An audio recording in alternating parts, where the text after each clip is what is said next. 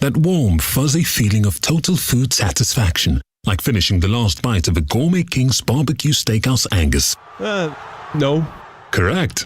Burger King. That's food fulfillment. I need to get snacks. I need to get drinks. Should have done this beforehand. I need to get treats. Gotta find a BP. Gotta find a BP. Oh, my mates, they won't like me. Gotta find a... Oh, there it is. BP is here for all your big game essentials. Plus, BP Me Rewards members can earn points to put towards great saves. Adam in the car 1, hungry mates 0. BP, here for all of life's journeys. BP Me Rewards card or app required. For full T's and C's, visit bpmerewards.co.uk. This tournament, prepare for greatness with William Hill. Get ready for last-minute winners, legendary goals, and straight red cards. Oh, what was he thinking? Win 25% more on every single game this tournament with Bet Builder Extra, online or in the app. Only from William Hill. Available day before match to kick-off. Bet Builders with 3+ selections at 3-1 or more. Pre-match singles, match stake £20. Full T's and C's apply. 18+. BeGambleAware.org. I tell you what, Jeff, it's been some journey, but here they are, just moments away from the whistle. Absolutely. There's been twists, there's been turns, not to mention that parking of the bus. But as the clock runs down, I think they're going to make it. It goes to show that you can really handle the pressure when your tyres are performing. I'm home. Has the game started yet? Top performance. Driving home for the match? Keep your tyres in peak condition. Book today at quickfit.com or your local centre. Quickfit. Drive away happy every time. When Andre sold his car on finance with Motorway, he got more money. Ooh! What are you doing there? He then put that extra money into tickets to follow his team around the country. Come on, lads! Selling on Motorway was completely stress-free, which is more than I can say about being a supporter of... Sell your car the more money way, where 84% of sellers sold for more. Motorway. Validated against 2 independent sources. Visit motorway.co.uk/claims. Euro Game Day Live on TalkSport 2 with Carly, the UK's #1 lager. 18+, always drink responsibly. TalkSport 2. Der Fußball from Deutschland. You can't get closer than that. Licensed broadcaster of UEFA Euro 2024 Germany. Euro Game Day Live on TalkSport 2. Yeah! Sabosla in the middle. Sholoi, is it hungry to win it here? They do! It's been turned in, and Scotland are heading home. Scotland are out of Euro 2024 on a night where dreams were supposed to be made and history was meant to be written.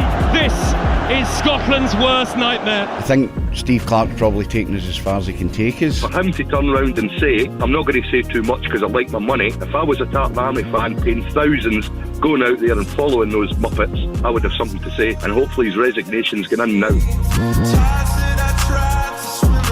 Well, Scotland have gone home, and at least another one will be sent packing tonight. Could it possibly be Italy, the European champions? We shall see. The 2 final games in Group B take place this evening. There's one automatic place up for grabs and potentially a third-place qualification on offer as well. It's Italy against Croatia in Leipzig on TalkSport with Nigel Adderley and former England striker Dean Ashton. On TalkSport 2, it's group winners Spain against Albania in Dusseldorf with former England captain Stuart Pearce alongside Jim Proudfoot.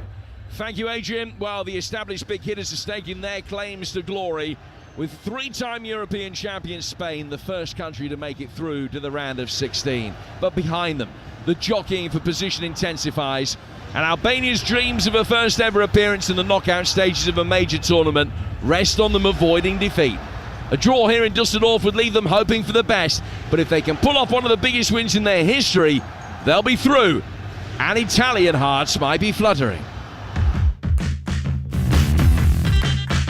The ball in left footed, and he does here, and it's headed in by Lacci, and Albania have the lead. I think we've seen enough from Albania to suggest that they will give Spain a decent game here. Morata one-on-one with the goalkeeper, and Alvaro Morata with a captain's goal slots Spain into the lead. You'd have to say that's probably the best 30 minutes of football that we've seen in the tournament in terms of quality. Spain book their place as winners in the group of death in the last 16, but Spain all of a sudden are putting themselves in the shop window as potential winners of Euro 2024.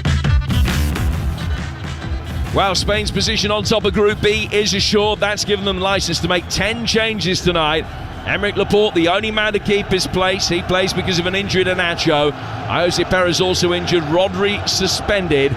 8 of the Albanian side were born outside Albania itself, including right-back Ivan Balju, who plays against the nation of his birth. We'll run through the two teams for you very shortly, but let's look ahead now to the action with Carly. Big match preview on Talk Sport 2 with Burger King.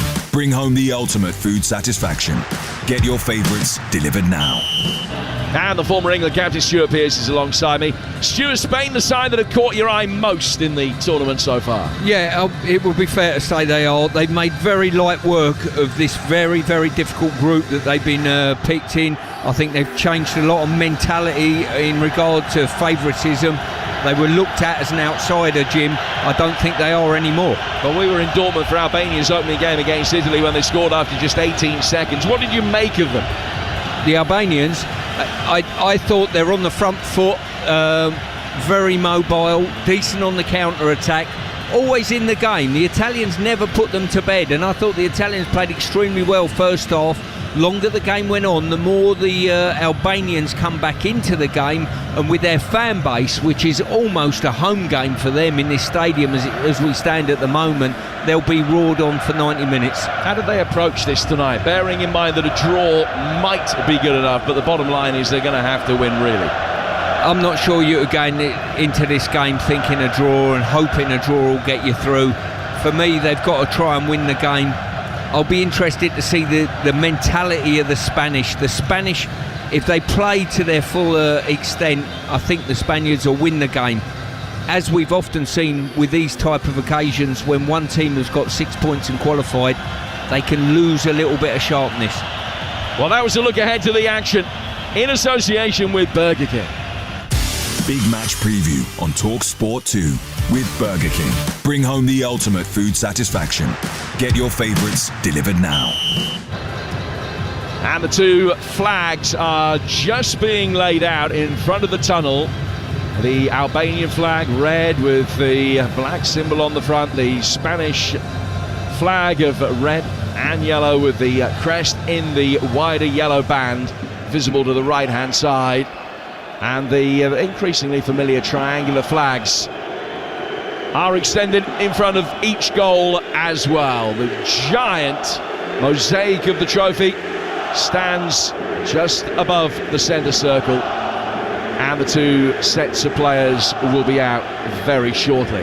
Let's remind you of the two teams. Spain, David Raya in goal, Navas, Vivian, Laporte and Grimaldo, Zubimendi and Marino, Oyarzabal, Dani Olmo and Ferran Torres, with Joselu, the man leading the line, making his debut in a major tournament at the age of 34. For Albania, Strakosha in goal, Balju, Ayeti, Jimshiti and Mitai, Ramadani and Aslani, Asani, Laci and Bayrami, who scored that very early goal against the Italians, and Manai is the man that leads the line. Two sets of players come out. Spain in their change kit tonight of pastel yellow, and looking resplendent in their tracksuit tops as they come out. Albania in their red shirts and black shorts. And both sets of players flanking the Swedish official Glenn Nyberg stand just across to face this near side. Before the game starts, we stand for the national anthems. Firstly, that of Spain.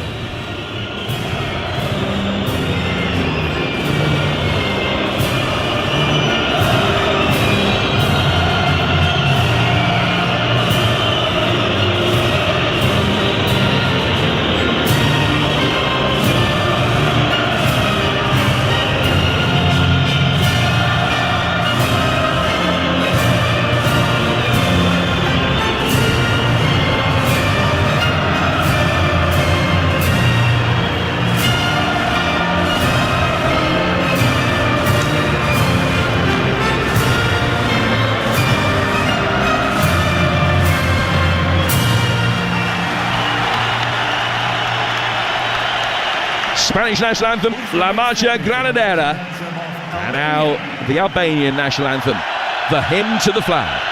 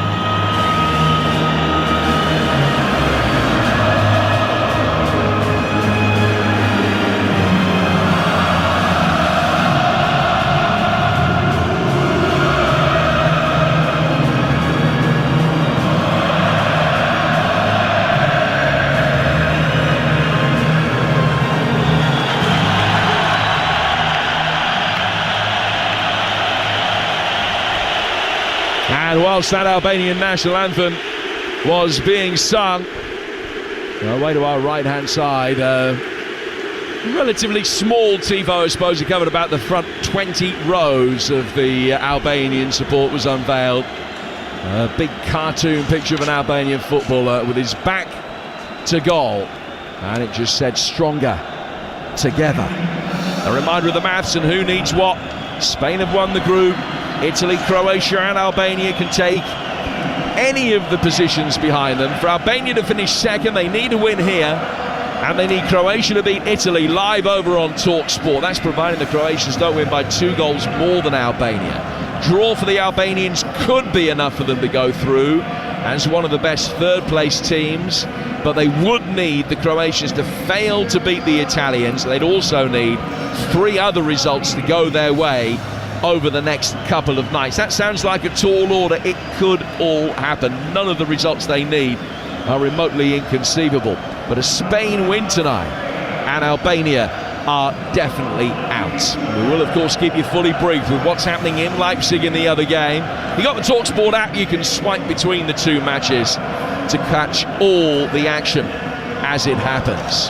Mercaspiel Arena, a sea of red behind the goal to our left. The hotbed of Spanish support, but they're really outnumbered tonight. The vast majority of the 45,000 or so here behind the Albanians as they try to upset the odds. Pyro away to our right-hand side. Smoke rising towards the roof of the stadium, billowing up. It is the warmest night of the tournament so far. Clear blue skies above us here on the banks of the Rhine.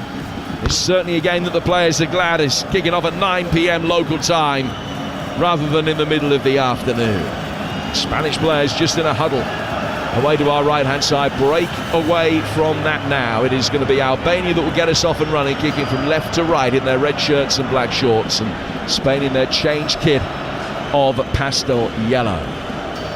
Albania have only ever beaten top 10 opposition 3 times. Victory tonight would be the most famous win in their history.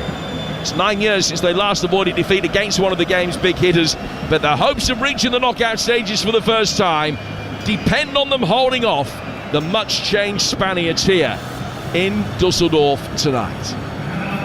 Here's going to be Chazim Laci, who will get us underway with the first kick of the night. Albanians, as I say, kicking from left to right in the first half here in Dusseldorf in the northwest of Germany tonight. We're off and running.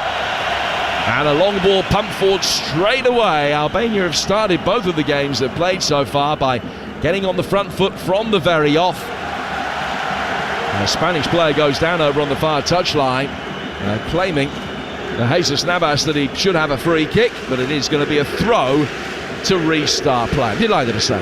Alongside me, as always, the former England captain Stuart Pearce. Stu, what are you expecting from tonight? Well, I think a lot of that depends on the Spaniards, really. If they're fully at it, the momentum they've got in the squad at the moment could be a tough night for Albania. But the longer the Albanians stay in the game, the more buoyed up their fans are going to be, the team are going to be. And as we can see now, they're on a heavy press at the moment and looking to turn it over from the Spaniards. It is the first time that this Spanish backline have ever played together. And I think Albania are hoping to ask a few early questions in that regard. David Raya was put under pressure. He and Thomas Strakosha at the other end, two Brentford teammates in the 22-23 season. Strakosha's got the ball at his feet now, and he pumps it forward, right-footed. Jesus Navas with an awkward touch. The break for Laci towards the edge of the penalty area. Shuffled wide out towards Bayrami. Albania have made a really good start here. Bayrami on the left-hand side of the penalty area. Right-footed ball inside the box. Trying to get the run from Asani attacking the edge of the penalty area. It was clear from him. Then Spain get it forward towards Joselu. But the outball for the Spanish, the former Stoke and Newcastle man, is well inside his own half. And he eventually, having controlled it, plays it back towards his own corner flag. Tannoy announcement, you can hear incidentally, is just a request to the Albanian supporters to stop using flares and pyrotechnics. Spanish will bring it forward, yet to really get a meaningful touch of the ball in Albanian territory. That is still 0-0. Yeah, they've been put on the back foot from the offset by the Albanians with their high tempo and high press. And when the ball come in there, Grimaldo, left back for Spain, done fantastically well defending the far post. Yeah, Grimaldo, who plays his club football here in Germany, not too far from here, just down the road in Bayer Leverkusen. He only made his debut back in November, but an integral part of the Leverkusen side that swept all before them domestically and nearly all before them on the continental stage as well over the course of this season. Here the Spanish will bring it forward again with Laporte. One player who kept his place in the much-changed side. Down towards Grimaldo. Left-footed out swinging delivery from him. Headed away by Mitai towards the edge of the penalty area. Then a touch comes from Zubimendi. And it's clear by the Albanian midfielder Aslani. And he's done well to flick it into the nearest Spaniard and out of play for a throw that will be taken over on the far touchline. Live over on TalkSport right now. It's also 0-0. This one, 0-0 with 3 minutes gone. Albania against Spain here on TalkSport 2. Yeah, I think the situation we're faced, Jim, with third-place teams going through leaves everything open to the last game. And as we stand at the moment, any team in this group can progress into the next stage. Yeah, Spain have won the group, but the other 3 teams could all finish second, third, or fourth. The bottom line is, on a might of a few mathematical subtleties, Albania know that they're out if they lose, and Croatia know that they're out if they lose against Italy over on TalkSport. And both games, as I mentioned, are currently 0-0. All played forward towards the edge of the Albanian penalty area again. They can recycle it well. Laci making a run through the middle of the penalty area. There was no cross forthcoming. Bayrami will turn away and feed Mitai. Mitai inside the box for Chazim Laci again. Out towards the left-hand touchline. Spain backing off and forced to concede a corner. Jesus Navas blocking the cross coming in from Aslani. And Albania looking for a concrete reward for this really good start. Yeah, I'm just comparing this game to the one we stood and watched last night, the Scotland-Hungary game. Both teams had to win that game yesterday, but you couldn't tell in their demeanour. In this game, even so early on in the game, first 5 minutes, Albania's intent to get on the front foot, high tempo, high press, is there for all to see. I think there is a sense that Albania tend to go off in games the longer they go on. So they have sped out of the traps here. In towards the near post, the corner, not the best. Laci trying to flick it on. It's come off the top of his head, bounces back out towards the corner taker. Slani turns it back forward again. Now, the Laci would have been offside. And the ball just runs innocuously through for a goal kick that's going to be taken by the Spanish goalkeeper, David Raya. Quick word about Jesus Navas.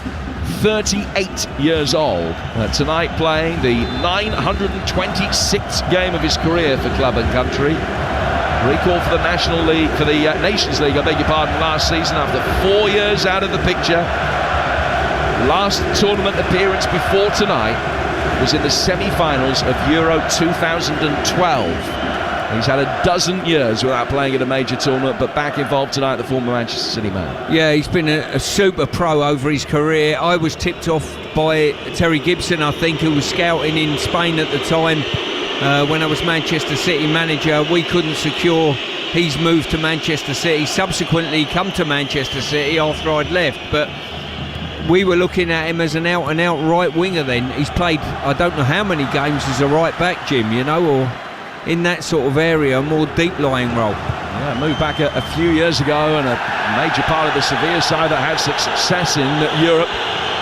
Spain bring it forward again towards the edge of the penalty area here, but it's knocked away very effectively by Jimshiti, the dark-haired centre-half at the heart of the Albanian defence, and the ball is rolled back to him now via Strakosha, and he will again look forward, trying to squeeze the ball out towards Barami. It was a misdirected pass, but Dani Olmo just got a foot on it and steered it out of play. In fact, he didn't get a touch. I thought that he just deflected that on its way out, and it was going to be an Albania throw, but it was a Spain put in, and they will bring it forward quickly with Emeric Laporte. Mike Navas, a former Manchester City defender, roll forward to the one-time Newcastle midfielder Mikel Merino. Merino checking on the left-hand touchline to his club teammate Zubamendi. Zubamendi square through the centre circle to Vivian, who's making his competitive international debut tonight. It's a relatively inexperienced Spanish side tonight, and Vivian certainly one of the young ones.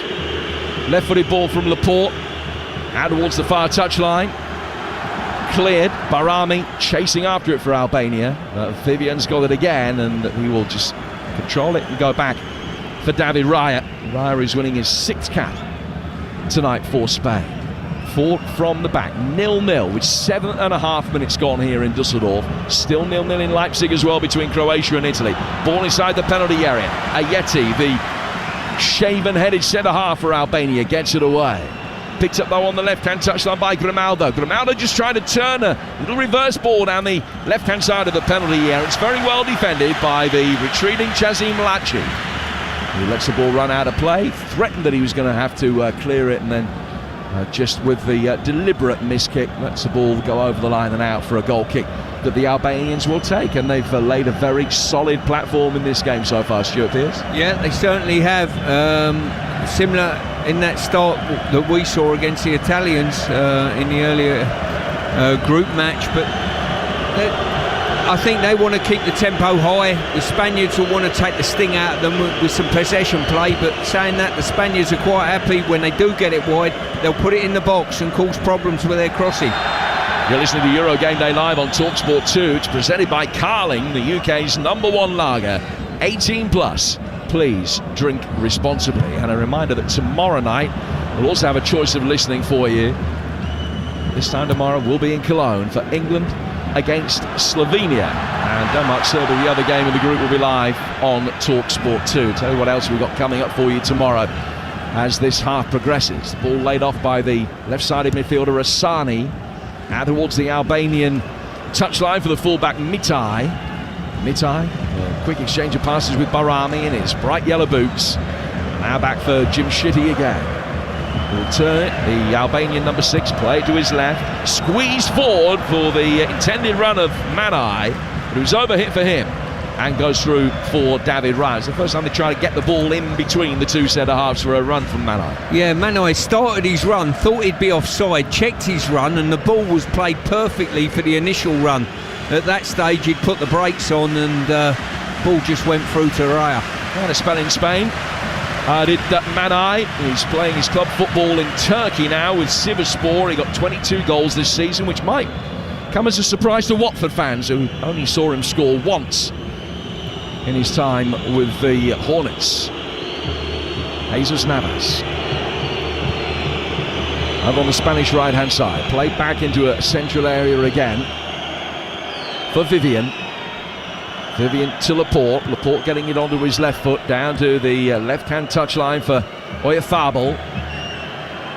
Albania just penned back in inside their own final third for a moment, but a through ball was easily intercepted by Asani, and he's going to be able to play it out to the left-hand touchline to get Aslani.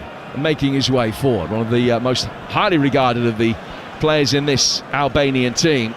Aslani, who's on the books of Inter Milan, made more than 30 appearances for him this season, so much more than merely a peripheral squad member.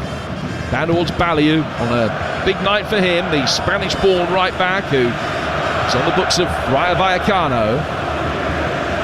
And from one side of the Albania back line, the right over to the left. Now played forward towards Manai, but his layoff was intercepted easily by Dani Olmo, who read it ahead of Ramadani. Spain will bring it forward towards the edge of the Albanian penalty area. Mitai mistiming his challenge. Right-footed ball swung inside the box, and the header is saved well by Strakosha. Marino it was that powered it into the ground, and Strakosha dived to his right-hand side, got his body behind it and was able to get it away, and it goes out of play for a Spanish throw. It's the one clear opportunity that we've seen through the opening 10 minutes or so here. Now a cross comes in, Hoslu attacking that, and his header flies a fraction over the bar. Good start for Albania, but that's an excellent 90 seconds for Spain. Well, it's interesting. This tiki-taka Spanish side are certainly free-flowing and happy to put the ball in the box. Delivered a couple of wonderful crosses, I've got to say. And Marino with the first one. Goalkeeper done very well getting down to his right-hand side. Well, I've sat beside you on hundreds of occasions watching games. I think the one prediction you've ever made which most impressed me was after a 6-0 Spanish win in the first game of the last World Cup. 6-1 win, and you said that there's no chance that they can win the World Cup with the football they're playing. You said it was just possession for possession's sake, and of course you were proved absolutely correct that they've changed so much over the last 18 months, to the extent that the game against Croatia early in this group, they only have 47% of the ball, which is the lowest in any competitive international they played in 16 years. They work it forward again here and score. Ferran Torres coming in off the right flank, took it on his left foot and slid it across the face of Strakosha in off the far post. Albania with an excellent start in this game, but it's Spain with their potency up front that take the lead. Ferran Torres, 1-0. Well, if there was any doubt at all whether this Spanish second string were going to turn up and really have a go at this game, some of their clinical play, couple of crosses in the box, just softened the Albanians up, and what a wonderful through pass that was. This will be interesting whether he's onside or not. It's very, very close, but he cut in from the right-hand side, just opened his body up and slid it into the far corner. Wonderful finish from a very, very direct Spanish side. Well, he scored in the last meeting between the two nations, Ferran Torres, and he now nets his 20th international goal in this one. And Albania, who started the night with so much work to do, have seen the size of their task intensify. It was close to being offside, but he was on. The goal stands, and Albania, cheered on by about 39,000 here in Dusseldorf, have seen their contingent of the crowd broadly silenced. It's the Spanish fans you can hear now, with Ferran Torres with the breakthrough. Yeah, just going back to your point earlier before the goal, Jim, we watched the Spaniards in that first game of the World Cup. They won 6, and I looked at them and I thought, even though you've scored 6 goals, I don't see a World Cup winners here. You're a mile off it. And lo and behold, they're out the tournament very, very quickly after the group stages, I think, from memory. And they have had a major overhaul about the way they play. And just looking at this team, playing through the thirds, very clinical, into wide areas, ballers in the box, people attacking it. It's very good on the eye. Yeah, Luis de la Fuente has done a marvellous job. He's already won the Nations League with Spain. It's only his 17th game in charge in this spell. He's only lost 2 of them. Spain on the front foot again now, but have given a free kick away for a foul on Ramadani in the heart of the Albanian midfield. 1-0 to Spain, 0-0 Croatia against Italy in the other game in this group, which is live for you right now over on Talk Sport. So the group as it stands, Spain 9, Italy 4, Croatia 2, Albania 1. The Albanians would be going out. Croatia would be all but out, you would imagine. 2 points with a poor goal difference. They also need more really than a 0-0 draw tonight, but that's what they've got against Italy right now. Here's Marino on the left-hand side to find Grimaldo. Grimaldo approaching the edge of the penalty area, checks back and plays back in towards Mikel Merino again. Zubimendi is in there. His pass back for Merino, not the best. It took a deflection, but one time Newcastle man was able to rescue it anyway. One back then by Asani for Albania, who stops, having had his shirt pulled. And the Swedish referee agrees with him that there was an infringement, so play is pulled back for a free kick that the Albanians will take on halfway. 2 games they've played so far, Stu. They've scored quite an early goal in both of them. They have only taken 1 point from 2 winning positions, and now they've got to try and come from behind in this one. Yeah, different mentality totally, and Spain obviously come out with showing intent, having wrestled momentum back from the Albanians' early pressing, but you wouldn't rule them out at the moment. There's a lot of football to be played in this game. Asani into the feet of Larchi inside the penalty area. Ballieu back for Larchi, whose deflected cross will be easily cleared, and a chance for Oyarzabal, who's come on as the central striker in both of the games so far, but playing in a wider position tonight. Predominantly out on the left, and he lays it back through the midfield. Ferran Torres, who's come off the bench in both of the previous games as a right winger, is fulfilling that role. He's the man whose goal is the difference between the two sides at the moment here on TalkSport 2. He's just tried to feather a little ball into the path of the third man run from midfield. Just too much on it for Navas, and it's gone out of play for a goal kick that'll be taken by Strakosha here in Dusseldorf on a gorgeous summer's night. 1-0 to Spain in the early stages. Ayeti working the ball through the midfield, and a little bit of space for the retreating Manai, who comes back in and drops it off at the feet of Aslani. From him out to the left-hand touchline for Mitai. Ramadani now, wearing 20, still inside his own half, working it down to this near touchline for Ivan Ballieu. Ayeti, the bearded centre-half, back for his goalkeeper against Strakosha. And he takes a touch to try and deceive Oyarzabal.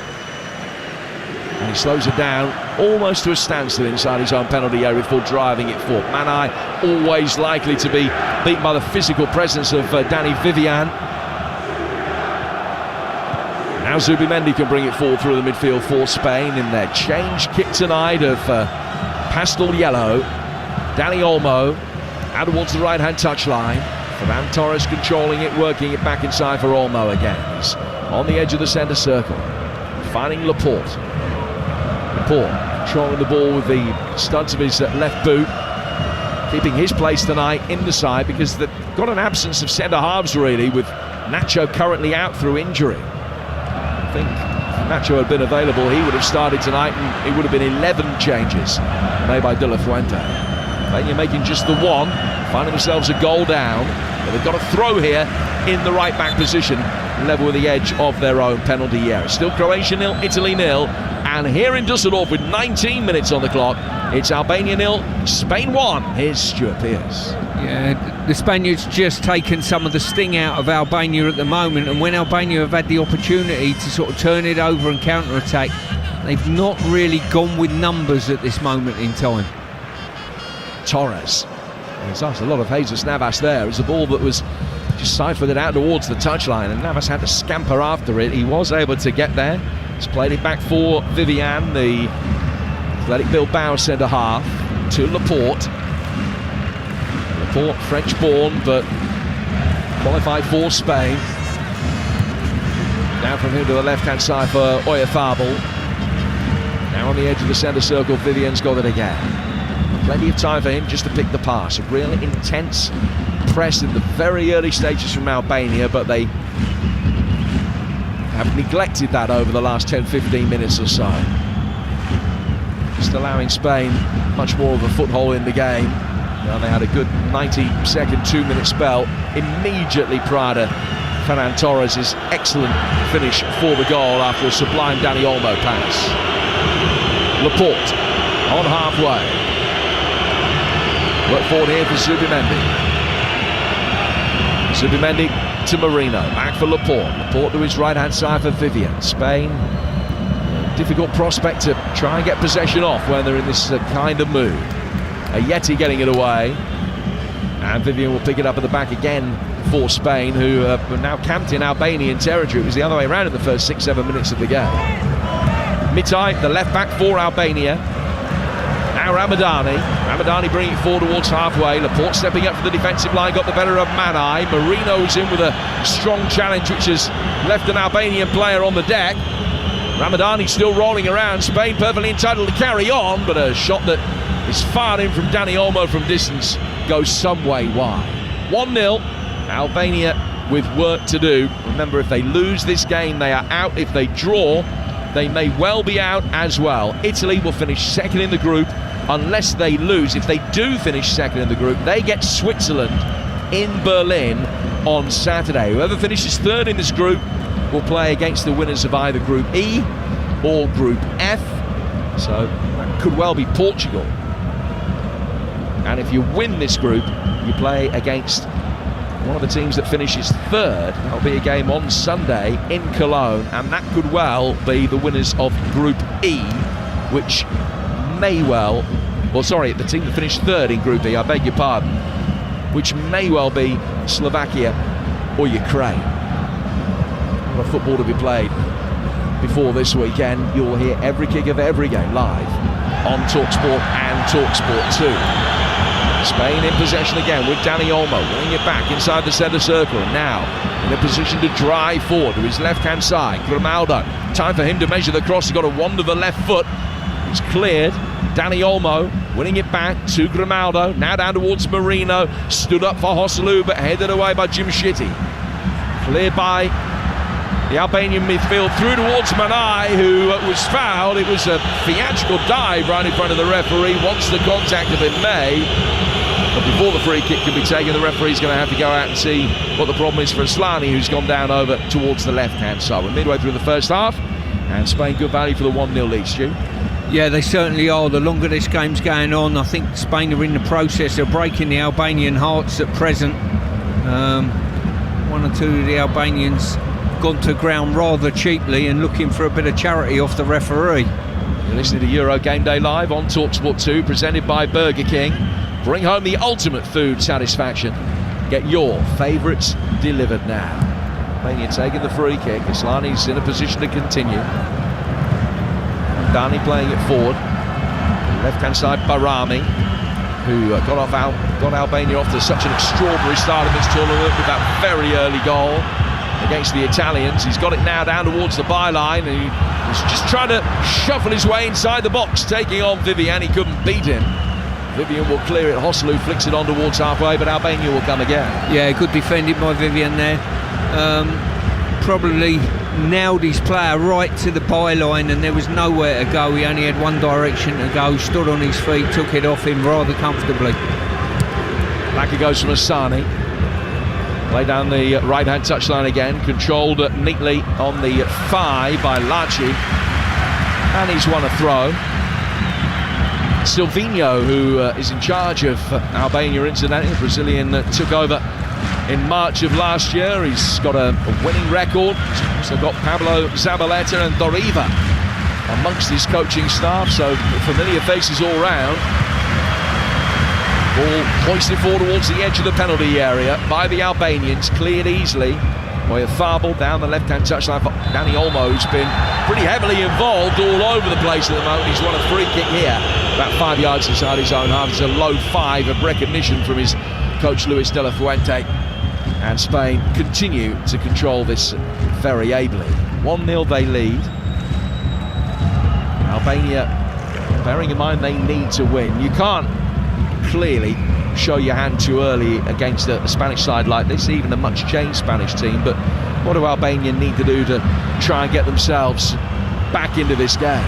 Well, I think on occasion when they have turned the ball over, there's almost a reluctance at the moment to get big numbers forward. When they have attacked, they've probably gone with 4 or 5 players, and there's always been 5 behind the ball. I think at some stage they're going to have to free up an extra body or two to get forward very quickly. Spain have got a corner. It's their first of the night, and Grimaldo is going to take it. Ferran Torres, the goal scorer, is offering himself for the short one. No one's deceived by that. It's inside the penalty area, flicked on dangerously. Joselu coming out for it. Strakosha punched it away, just using the top of his hand really rather than the fist. But he got some good distance on it. Spain are able to recycle possession, but back on halfway. And Navas will play the ball via the centre halves down to the left-hand side for Zubamendi. Now he can bring it forward. Side-footed between the lines easily for Dani Olmo's, having a major impact here. Chipped over the top. Clears the right-back Balliu. Down on the left flank for Ferran Torres. Torres giving an instruction to Zubamendi to work the ball quickly with Manai approaching. Went back towards Vivian. Now towards Ferran Torres again. A beautiful right-footed in-swinging delivery. Too close in the end of Strakosha. Comfortably claimed by the Brentford goalkeeper, and Spain continue to lead it 1-0 here on TalkSport 2. Yeah, from memory from the Italian game, the Albanians didn't particularly deal well with crosses in the box from set plays. Certainly I remember the first Italian goal, very loose with their marking, and to be quite honest with you, they've not got first contact in a lot that's come in the box already. Yeah, Yeti and Jim Shitty, the two centre-halves, one who plays in Romania, the other, the Swiss-born left-footed defender, Jim Shitty, who plays his club football for Atalanta. He was part of the side that won the Europa League this season. That extraordinary Ademola Lookman hat-trick got them over the line against Bayer Leverkusen, so Jim Shitty up against Grimaldo again here tonight, as he was that day. Throw to the Albanians will be taken right in front of the Spanish technical area. 0-0 in the Croatia-Italy game, though the Italians have just forced a really good save from Livakovic. That one remains 0-0. It's live view right now over on TalkSport. This one 1-0 to Spain. And Albania got it with Jim Shitty, but it just took an awkward little bounce in front of him, so as he tried to clear it, just hooked high up in the air rather than getting any significant distance on it. Well won back though by the left back Mitai. He's turned it inside his own penalty area. Didn't fancy it on his right foot, so had to turn back out again on his left, but he played it off Oyarzábal and out for a throw that'll be taken by the Albanians in their left back position. Yeah, Mitai done very well seeing the run out, but when he was facing his own goal, a simple ball back to the goalkeeper would have been suffice. Instead he's got himself a throw-in his own corner flag. Albania able to flick the ball on, and Bayrami is able to get on the end of the flick on. Vivian tracks him, played forward through the midfield for Larchi. Zubamendi ducked his head in bravely, knowing that Larchi was going to be raising his right boot towards the ball. Zubamendi won it. Albania get it back, but lost a little bit of territory in the process. Asani is put under good pressure by Grimaldo. Lays it back for Ayeti. In through the midfield for Ramadani. And now back for Strakosha again. Albania coming into this on the back of that 2-1 defeat to Italy and a 2-2 draw with Croatia, where Joselu had scored an own goal in that game, equalised in the 4th minute of stoppage time. They were going out if they hadn't scored that goal. So he threw them a lifeline, but it's one at the moment they're unable to take, because the scores as they are tonight in Group B, the Albanians will be finishing bottom of the group and will be eliminated. Need a draw as a bare minimum. They really need to win this game to give themselves a significant chance of progression. Had a good start, but it's Spain that lead. They've been the better side since about the 8-9 minute mark. Got it on the left-hand side of the midfield though. Aslani getting it forward towards Larchi. Bounced off him really, it was poor control. Spain able to get it forward. Joselu can't hold it up, and the Albanians win it back again. Larchi making a good run towards the edge of the penalty area. Space on the right for Asani. Play to him now by Balliu. Asani left-footed, he's put far too much on that. So curved it inside the penalty area, trying to pick out the run of Manai, who's not the tallest. He's certainly much shorter than the two centre-halves he's up against. Not likely to win much in the air, and nobody's likely to win that, because it was hit about 3 times as hard as it needed to be, and goes out of play for a goal kick that David Raya is going to take. Yeah, Albania just struggling with that final pass at the moment. Some of the build-up play's been okay around the sort of 40-30 metre mark, but when they've been in wide areas, the ball's failed to come in, or alternatively the final pass to free someone up. Well, we played exactly half an hour. Spain leading it with Ferran Torres' goal. Ball chested down here towards Joselu, but The offside flag is up against Oyarzabal. And Albania take the free kick. That other game, incidentally, the Croatia-Italy game, about 20 seconds or so behind this one. Here's live for you over on TalkSport. Scoop 4 by the Albanians. Manai trying to isolate himself against Vivian, much the more inexperienced of the two Spanish centre-halves playing tonight. But Vivian has done very well to deal with him so far. Manai wins a throw, which is taken. He chests it down, tries to spin around the back of Vivian. Can't pull that off. Goes out of play for another throw. It's high across to take it. The Albanian left back bounces inside the penalty area again. Manai trying to spin round Vivian, ends up on his knees just outside the penalty area. Vivian very disparagingly waves him back to his feet, and the Swedish referee Glenn Nibra says no foul. Yeah, I've got to say, I think on that occasion there was obstruction, at least, to be honest with you. Whether it was in the box or not in the box, I certainly think there was some form of obstruction there from the Spaniard. A number of bottles are being thrown down inside the penalty area in complaint of that decision, not at Spanish players from the Albanian fans, but just making a very visible point. They didn't like the decision, and the area from the edge of the penalty area inside the box and down by the right-hand corner flag is now scarred by maybe 12-14 bottles down in that area. Spain will be able to bring it forward here. Oyarzabal getting towards the byline, getting it onto his left foot, pulling it back inside the box, and side-footed back, knocked away. And Albania have been on the back foot predominantly over the last 25 minutes and continue to be so here. There's good cohesion about this Spanish side, bearing in mind that it is very much the second string, that we won't have played too much together before, although I suppose in the odd 11 against 11 practice match in training, they might have played as a unit. Ball is over on the right-hand side for Navas, curved inside the area. Joselu, the target, headed away from him, brought down by Grimaldo. Didn't sit up nicely for a left-footed volley towards goal. And Oyarzabal misdirects a ball that was intended for Laporte and put it straight out for a throw that will be taken on the Albanian right-hand side. Silvino just hoping his side can hang in there to half-time, that there's no further damage. But at the moment there's very little sign of an equalising goal. No sign of an equaliser at all. It's that final pass, and probably on turnover of possession they need to be a lot more effective. Memory of them as they're a little bit more effective. Maybe that goal, that early goal, has dented the confidence a little bit of the Albanians. They've had 3 defeats in 2024, beaten by Chile and Sweden and Italy in the first game of the tournament as well.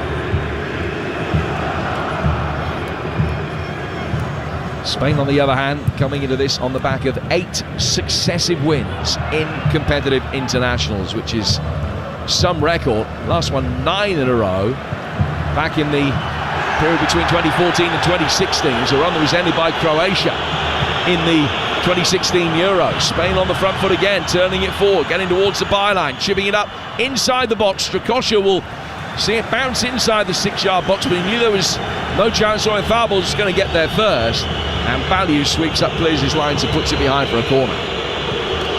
Yeah, these little interactions from the Albanians aren't particularly helpful, you know. Manai received the ball to feet, he's gone to ground claiming a foul and decides to stay on the ground until basically the Spaniards get a corner at the other end. Now, when you see the replay of it, there was absolutely nothing in it at all, and that level of honesty won't help their side whatsoever.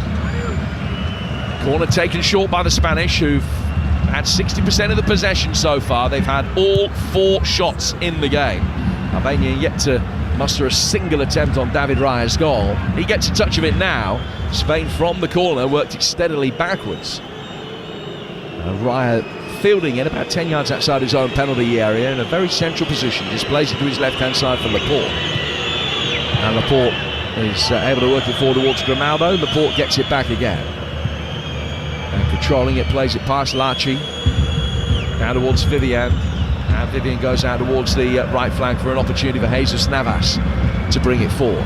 1-0 Spain leading this one here on TalkSport 2. Inside the centre circle, it's worked forward towards Joselu.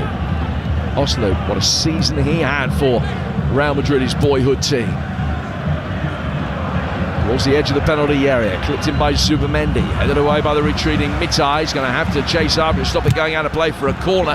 Big block challenge coming in, but Navas, in winning that, has it. Finds Olmo inside the 6-yard box. Tried a shot, it ricocheted loose inside the 6-yard box for a moment, and Lachi was forced to toe poke it behind for another Spanish corner. You feel a second goal's coming.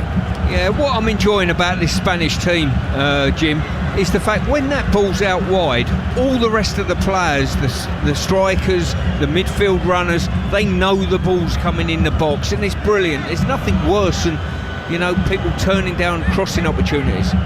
5 in the penalty area for this corner, which Strakosha can beat away with both hands. Dani Olmo then flighting it back in. And he was caught in two minds between finding Oyarzabal at the far post and the top left-hand corner. Split the difference between the pair of them, and it goes out of play for a goal kick. 8.5 to go to half-time. 0-0 in the Croatia-Italy game. Live for you right now over on TalkSport. And Spain still very comfortably leading this one 1-0 here on TalkSport 2. Yeah, awful goalkeeping there from Strakosha. Ball chipped into him, easy catch, decides to punch it. All of a sudden he's got to field a cross shot at his goal. Strakosha clearing over halfway. Manai again is on his knees, imploringly looking at the referee with his hands outstretched. The referee, I think, has his number. Lachi wins a throw over on the far touchline. The ball cannoning, as you will have heard, into the effects microphone down by the side of the pitch. Slani will lead the throw for Mitai to take over on the far touchline.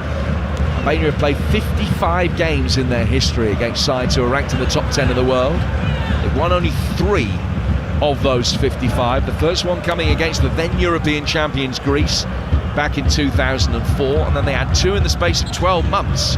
They beat Portugal away in a qualifier in 2014, and then France in a friendly the following year. Well, they haven't beaten top 10 opposition in the 9 years since then. They need to tonight. Spain ranked 8th in the FIFA list, more significantly 3rd in the yellow rankings. Raya clearing his lines, smacked it straight into the backside of Laporte. It looped up off his glutes, and Raya came out and caught it. It's the most unorthodox 1-2 we've seen in the European Championship so far. It certainly is. Fortune favours the brave, as they say, and Raya got rather fortunate on that respect. That could easily have gone 6 feet to his right-hand side and gone in for an own goal. Oyarzabal bring the ball forward here for the Spanish. On the edge of the penalty area is Grimaldo. Grimaldo hitting it in very deep. They've got a man unmarked at the far post.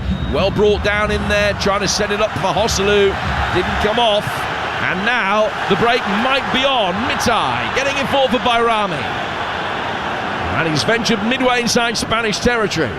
Bayrami coming back inside. 6 players up with him now. And in the end, he just ran straight down a blind alley. And Zubimendi picked his pocket. Yeah, this is my point earlier. Turnover of possession from a defensive area in their own box, and really they needed to go more aggressively and quicker. By the time they got up there, it had run aground a little bit, couldn't find a pass, and the Spanish defenders and midfielders got back and dealt with the situation. Ronaldo gets the ball forward. Oyarzabal laying it off for Marino. Now Zubimendi can play it for the Spanish into Albanian territory again. Ronaldo, the left back, right in front of Silvina, the Albanian coach. In his dark suit, he will be boiling hot pitch side in that suit, because it is ferociously warm night. And hotter to come over the next 48 hours, including for England this time tomorrow in Cologne as they take on Slovenia. The build-up starts at 7 from in the stadium ahead of an 8 o'clock kickoff. Of course, we'll be talking England all day for you on the TalkSport network tomorrow, including with Jeff Stelling and Ali McCoist from breakfast as the build-up starts tomorrow morning here on TalkSport with Jeff and Ali from 6 your time. Zubimendi in possession for the Spanish in yellow, forward towards the edge of the area. Ayeti in strongly. Marino Wins it back though on the edge of the box. Chance for Grimaldo to deliver. Takes a touch, fires it in, left-footed towards the far post. Ferran Torres with a header, and he's put it over the bar. Well, once again, ball in a wide area. Grimaldo pushed it out wide. You know full well exactly what's happening. He's taken a nice touch, steadied himself, floated it into the far post, and the header just over the crossbar. But I do enjoy watching him dipping the ball into the box, and we've watched the Spanish for so long overpass. Now all of a sudden they're so direct, it's an absolute pleasure to watch. You talked the other night about Safal and the way that he has the ability to deliver those right wing crosses that just fade away at the last moment, and Grimaldo does that down the Spanish left hand side. Torres, knowing that they're coming, just peels out towards the right hand side of the penalty area. Albania defending so narrow that he's going to win most of them in the air because he's unmarked. Yeah, he certainly is, and as I say, it should be the stock ball of any wide player, whether it be a winger or a fullback, just curling round the ball, fading it away from the goalkeeper and encouraging your forwards to come onto it. Croatia, Italy still 0-0. This one 1-0 to Spain here in Dusseldorf tonight. A game in Leipzig Live for you right now over on Talk Sport. The referee spotted an infringement. It's a free kick to the Albanians, who've got a terrible record against Spain. Played 8, lost 8. Scored 3, conceded 31 before tonight. If Spain do hold on here, it'll be their best 100% record against any single international opponent. Another couple of nations that they've beaten 8 times out of 8. They've never beaten anyone 9 out of 9. Strakosha's got the ball at his feet, and Oyarzabal, knowing it was going there without a great degree of pace, head in to apply the press. And Strakosha was kept honest. He got it away in the nick of time. And as far as Zubimendi in the midfield, 15 yards outside the box, the aerial diagonal brought down by Grimaldo. Grimaldo's left-footed ball in, another delicious cross. Hosselu attacking that, comes out for Ferran Torres. Dani Olmo with a little backheel flick, 3 waiting for it, and yet he got there in the nick of time to put it away for a corner. Yeah, fantastic movement by the Spaniards. On the build-up, they've attacked and they've got sort of 4/5 players centrally in the box. Still the ball's not going to come in, but they know when it does go wide, it's going to be 2 touch. Out the feet, whipped into the box. All of a sudden you've got 5 players in an attacking area. You're either going to get first contact or get on top of the second contact. 6 Spanish players inside the box this time. Again, the corner is worked short. Out towards Dani Olmo. Left-footed ball inside the penalty area is blocked. Grimaldo back towards halfway. The ball is brought under neat control by Jesus Navas. He's gone back for David Raya, who's had absolutely no opportunities to show his worth tonight. Raya deputising for Unai Simon. Simon, who started every game in the last World Cup and in the last Euros as well, but left out tonight as a part of this heavy rotation. Ball play forward. It was a touch reminiscent of one of mine from Oyarzabal, but it's broken back his way down towards Grimaldo, left-hand side of the penalty area, dragged back and spooned over the bar by Marino. Great opportunity from another delicious ball in from Grimaldo. Everybody expecting that deep ball again, just pulled it back 15 yards out to the unmarked Marino, but he couldn't hit the target. Yeah, if you stop the action when that ball's played in the box, Jim, there's 5 Spanish players in the box looking to get on the end of it. That is impressive. Ramadani getting it forward towards halfway for Albania. Mana, who's a precious little opportunity, links up the play well there, but I wonder whether it might be in Silvino's mind that he'll bring Armando Breuer on. The Chelsea man started the first game in this tournament. Mana has started the subsequent 2. Jim Shitty out of the left-hand touchline again for Albania. Better ball in this time, too high for Manai, but he timed his run well. Now breaks on the edge of the area. Good save from Raya, diving to his left-hand side. Really well struck by Aslani. It's the first save that Raya's had to make. He was at full stretch to get his hands behind it and fall on the rebound. Well, the ball broke on the edge of the box to Aslani, and he has absolutely belted it. And Raya, great agility, launched himself to his left, got a double parry to it and kept it close to himself. He's only scored a couple of goals for Albania. Aslani, that was really well hit. And It comes as the game goes into stoppage time at the end of this first half. There's just going to be 1 minute to be added, but Spain on the front foot in it. Joselu, left-hand side of the box. Little drop of the shoulder, works the angle, drags the shot wide of the near post of Strakosha, and out of play for a goal kick. Yeah, first opportunity there for a long time in this game from the Albanians. A wonderful strike, dealt with, but the Spanish replied with a breakaway of their own, and Joselu just pulled his shot across the near post. So a goal kick that Strakosha will take, right-footed, over the halfway line. It's the Ferran Torres goal in 13 minutes. That's the difference between these two. And that sees us through to half-time. Spain, already knowing at the start of the night that they were going to be winning this group. It's all a question of what happens in behind them. Albania know that a defeat will eliminate them, and at the moment, they find themselves behind here on TalkSport 2. Stuart, what have you made of that first 45 minutes? Well, an early start. First 6 or 7 minutes, the Albanians, credit to them, got on the front foot, pressed well, but the longer the game's gone on, the Spanish have just taken over the momentum of the games, taken over the possession of the ball, and the most impressive thing, they've not passed the ball for fun. They passed the ball with great economy. They played brilliant through passes behind the back line, one scoring and getting the goal from. And more importantly, they put some wonderful balls in. They play it out wide. It's no more than 2 touch out wide. Out your feet, it comes in the box, and there's numbers in the box. And they've looked very, very effective playing that way. They are playing against the side who, in terms of the rankings, are the lowest seeds in the entire tournament, Albania. But they've proved over the last 10 years that they can punch above their weight, that they're very game, and we've seen that in patches in this tournament here as well against Italy. Does this prove that the side that you described as the best that you've seen so far over the last 10 days also have the strength in depth? That was a question mark whether they had that with a young squad, but it looks from what we've seen tonight that they do. Yeah, I think they played extremely well. I think you mentioned it in commentary. They've looked seamless. They look as though they're comfortable in each other's company on the football pitch as a team. They know exactly what they're doing. They know when the ball's out wide, it's coming in the box, you know, so I've got to make the box.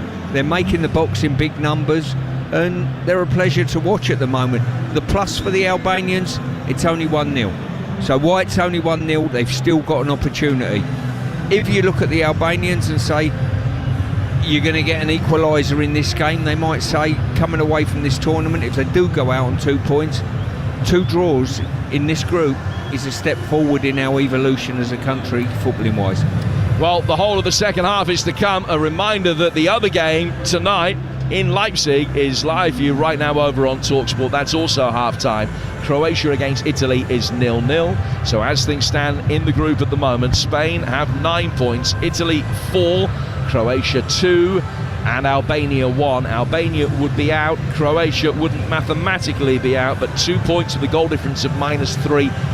Unlikely, not impossible, but unlikely to see you as one of the sides with one of the best third place records. They would probably fall just short. So work for Croatia to do, certainly work for Albania to do, and we've got the second half of both games coming up for you on the TalkSport network. Don't go away. Official broadcaster of UEFA Euro 2024, Germany. All too easy. This is TalkSport 2. Euro Game Day Live on TalkSport 2 with Carly, the UK's #1 lager. 18 plus, always drink responsibly. Let's go live to hear about that winning goal. The crowd's gone absolutely wild here. How on earth do you sum up your emotions right now? Amazing. A hat-trick is just the best feeling ever. Is it though? Is kicking a ball into the back of the net really better than food fulfillment from Burger King? That warm, fuzzy feeling of total food satisfaction, like finishing the last bite of a Gourmet King's barbecue steakhouse Angus. No. Correct. Burger King. That's food fulfillment. When Andre sold his car on finance with Motorway, he got more money. Ooh! What are you doing there? He then put that extra money into tickets to follow his team around the country. Come on, lads! Selling on Motorway was completely stress-free, which is more than I can say about being a supporter of... Yes! Sell your car the more money way, where 84% of sellers sold for more. Motorway. Validated against 2 independent sources. Visit motorway.co.uk/claim. Get match ready with Club Card prices. Like Pringles 185 grams, now £1.45, down from £2.25. With Tesco Club Card, everyone can feel to lower prices. Tesco, every little helps. Majority of larger stores end 16th of July. Club Card or app required. This tournament, prepare for greatness with William Hill. Get ready for last-minute winners, legendary goals, and straight red cards. Oh, what was he thinking?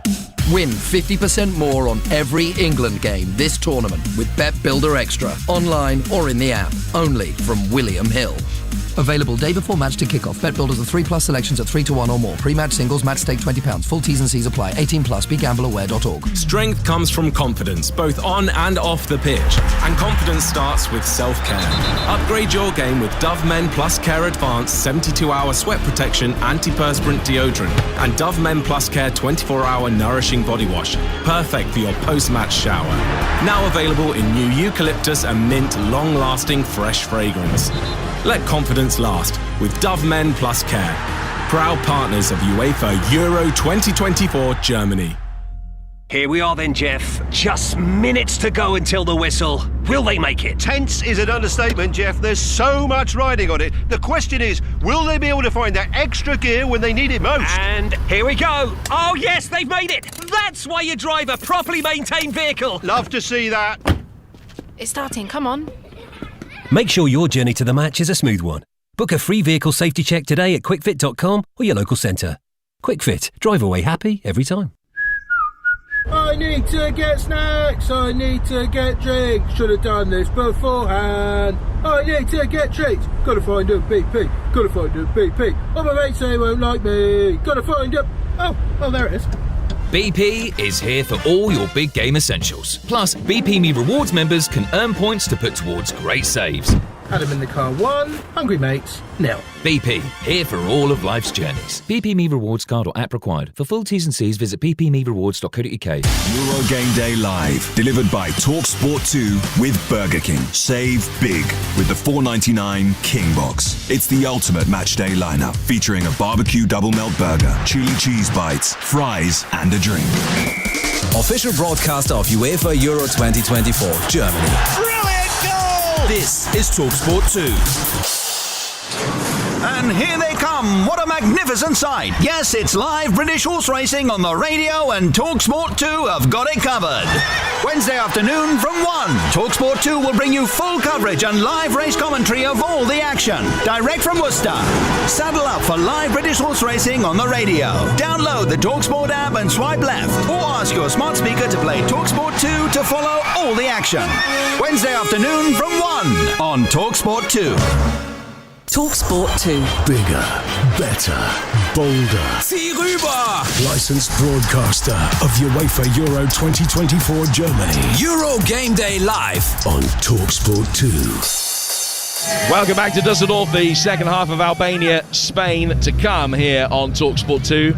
Spain leading it by a goal to nil through Ferran Torres at the moment. This time tomorrow, be half-time in the England-Slovenia game. About 45 minutes down the road from here in Cologne. The build-up from that one starts at 7 tomorrow night. 8 o'clock kickoff. And on the TalkSport YouTube channel right now, Stuart and I have previewed the game. Stuart tells you the side that he would pick for that match. Fascinating viewing with the big man as always, and that's live right now over on the TalkSport YouTube channel. But that's tomorrow. Let's come back to tonight and take a look at the halftime highlights with Carly. Halftime highlights on TalkSport 2 with Carly, the UK's #1 lager. 18 plus, always drink responsibly. Right-footed ball swung inside the box, and the header is saved well by Strakosha. Marino it was that powered it into the ground, and Strakosha dived to his right-hand side, got his body behind it, and was able to get it away. They work it forward again here, and score! Ferran Torres coming in off the right flank. Took it on his left foot, in off the far post. Albania with an excellent start in this game, but it's Spain with their potency up front that take the lead. Ferran Torres, 1-0. playing through the thirds, very clinical, into wide areas, ball is in the box, people attacking it. It's very good on the eye. Wins it back though on the edge of the box. Chance for Grimaldo to deliver. Takes a touch, fires it in, left-footed towards the far post. Ferran Torres with a header, and he's put it over the bar. We've watched the Spanish for so long overpass. Now all of a sudden they're so direct. It's an absolute pleasure to watch. Well, that was the halftime highlights. Thanks to Carling. 18 plus. Please drink responsibly. Halftime highlights on TalkSport 2 with Carling, the UK's #1 lager. 18 plus, always drink responsibly. And a reminder that the other game live for you right now over on TalkSport, 0-0 between Croatia and Italy. That has ramifications for what happens here and who's going to be second, third and fourth in this group. Spain, remember, have already won the group. Time now to get the latest odds with William Hill. In the Zone on TalkSport 2 with William Hill.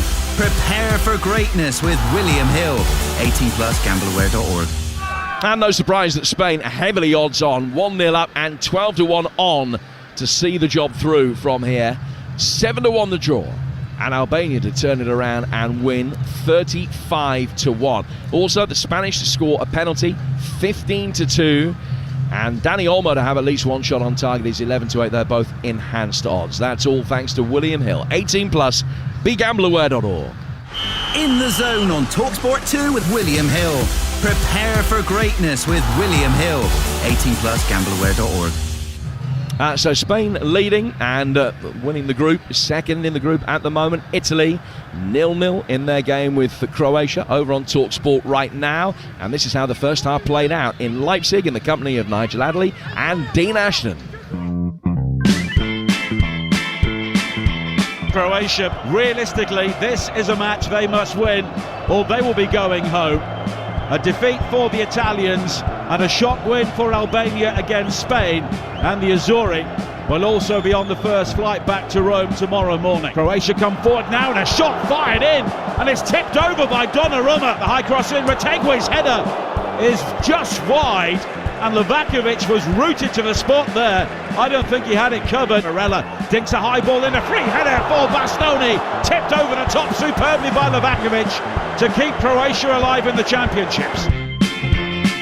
And so that's 0-0. They'll be starting the second half very shortly. The group as it stands right now, Spain 9, Italy 4, Croatia 2, Albania 1 in terms of who will play who. If you win the group as Spain have, you get a team that finished third, probably will be the team that finished third in Group E. That's not definite yet, but then if they win that, a potential quarterfinal against Germany. Runners up in this group get Switzerland, and if you finish third in this group and your record is good enough, which Croatia's may well not be at the moment, you get the winners of Group E or Group F. We'll be finding out how things unfold over the next 45 minutes or so. And Stuart and I, as I mentioned, will be in Cologne tomorrow evening as we bring you live commentary on the TalkSport network of England's final group game. Three Lions taking on Slovenia. And Gareth Southgate's been speaking to the media this evening, revealing that Luke Shaw is unavailable for selection tomorrow. Luke's the only one that is not really available. He'll possibly change with the team tomorrow, but he's not quite ready to be involved in the game yet. We've always known that we are one of the teams that could win the tournament, and we also knew that Spain, France, Germany, Portugal, you've only got to look at the squads and the quality of players. You look at Croatia, who have to win tonight to stay in the tournament. That's the level of this competition. It's incredibly high. So we haven't changed our objectives, what's possible. We know to do that, we've got to find a different level to what we've shown so far. But I'm expecting that we'll do that. And England going into that game, of course, 2 points clear at the top of the group. Denmark against Serbia. The other game tomorrow night will be live for you contemporaneously on TalkSport 2. Stuart, what have you seen from the way that Spain have played tonight that you would hope to see in 24 hours' time from England? The directness, I think the energy to get players in the box, the ball when it goes into wide areas coming in the box, so the rest of the team know, look, I have to make the box because that's where the ball's coming from. And you've only got to look at Jude Bellingham's goal for England, ball out wide into the box, runs into the box and delivering. And that's the sort of thing, that high energy running towards the opposition's goal, I think is vitally important for us tomorrow, Jim. Well, England will win Group C with a victory over Slovenia. It is live on TalkSport. Build-up starting at 7. Denmark against Serbia, which could become highly relevant, be live on TalkSport 2. Before those games tomorrow, incidentally, the concluding fixtures in Group D, with the Netherlands, France and Austria all with a chance of winning the group. Netherlands-Austria on TalkSport from 5. France-Poland on TalkSport 2. So 2 games for you on your way home from work tomorrow. A change being made by the Spanish at half-time ahead of the second half of this one. And Robin Lenormand, the Real Sociedad French-born centre-half, has come on to replace Aymeric Laporte. So Laporte, the one player retained, taken off at half-time, and Lenormand on to replace him. That's the only change that either manager has made. Albania, red shirts, black shorts, will kick from right to left. Spain defending the end of the stadium here in Dusseldorf that houses their pockets of support. The two sides lining up as follows. Raya in goal for Spain. Navas, Vivian, Lenormand and Grimaldo. Zubimendi and Marino. Oyarzabal, Dani Olmo and Ferran Torres. And Joselu. Albania, Strakosha in goal. Baliu, Ayeti, Jimshiti and Mitai. Ramadani and Aslani, Asani, Laci, Barami and Manai. Referee Glenn Niebuhr from Sweden. Hasn't got anybody in the book as yet. Ferran Torres on 13 minutes, the only man on the score sheet. Now the Swedish officials just waiting for the signal from the match manager to get this second half underway. They'll be just doing everything they can to choreograph the starts of the 2 second halves, this game and the game in Leipzig, which is live for you right now over on TalkSport. 1-0 Spain leading here. And 0-0 in that game as well. The referee, having got everybody out early, just forced to wait a while. Just explain the situation now to Joselu, who scored those 2 goals off the bench in the Champions League semi-final second leg against Bayern Munich earlier this season. 2 goals in 3 minutes. What an Indian summer he's having to his career. Only made his international debut last year, a couple of days before his 33rd birthday, and now featuring in a major international tournament for the very first time. I imagine this would be quite frustrating for the players, Stu. You get the alarm, you come out, and you're ready for the start of the second half, and then you're told to wait and wait and wait some more. Yeah, I take it they're waiting for both games to kick off simultaneously, but you and I know that chances are there's going to be a different amount of extra time in each of the games. So what difference does it make, I would say? One of the half-time whistle in the other one blew just at the same time as the half-time in this one as well. Anyway, we are just about to get underway. Spain in pastel yellow from left to right. Night falling here in the Rhine Valley. Beautiful summer's evening. Temperature's still pretty hot in the mid-20s, even at this time of night. We are underway. Ball work back for Lenormand, getting his first touch and controlling it again on the edge of his own penalty area. Centre-half wearing 3. He's an inexperienced centre-half partnership with him, with Danny Vivian. It's the 14th cap for Lenormand tonight. French ball like the man he's replaced, Aymeric Laporte. Spain started the first half slowly, and Albania hoping to be able to apply a similarly intense press at the beginning of this second half, but Spain have been able to work their way right through it. And Dani almost got it on the inside right channel. Good movement past him from Ferran Torres. That created space for Jesus Navas on the right flank. Back from him to Zubimendi. Now Vivian. The left-hand side of the midfield for Grimaldo. Good movement coming in off the left-hand side from Mikel Merino. Spain making their way forward steadily. It's more like the old Spain just for a moment, but now there always is the risk that they can go up through the gears. They work it quickly out towards the right-hand side for Jesus Navas. No longer is it Spain playing hundreds of passes to wait for the perfect moment to provide the clinical pass. Much more direct than so many Spanish sides which have preceded them. Direct with a purpose though, rather than for the sake of it. Here's Grimaldo on the left flank for Spain. Left-footed ball swung inside the area and volleyed just wide by Joselu.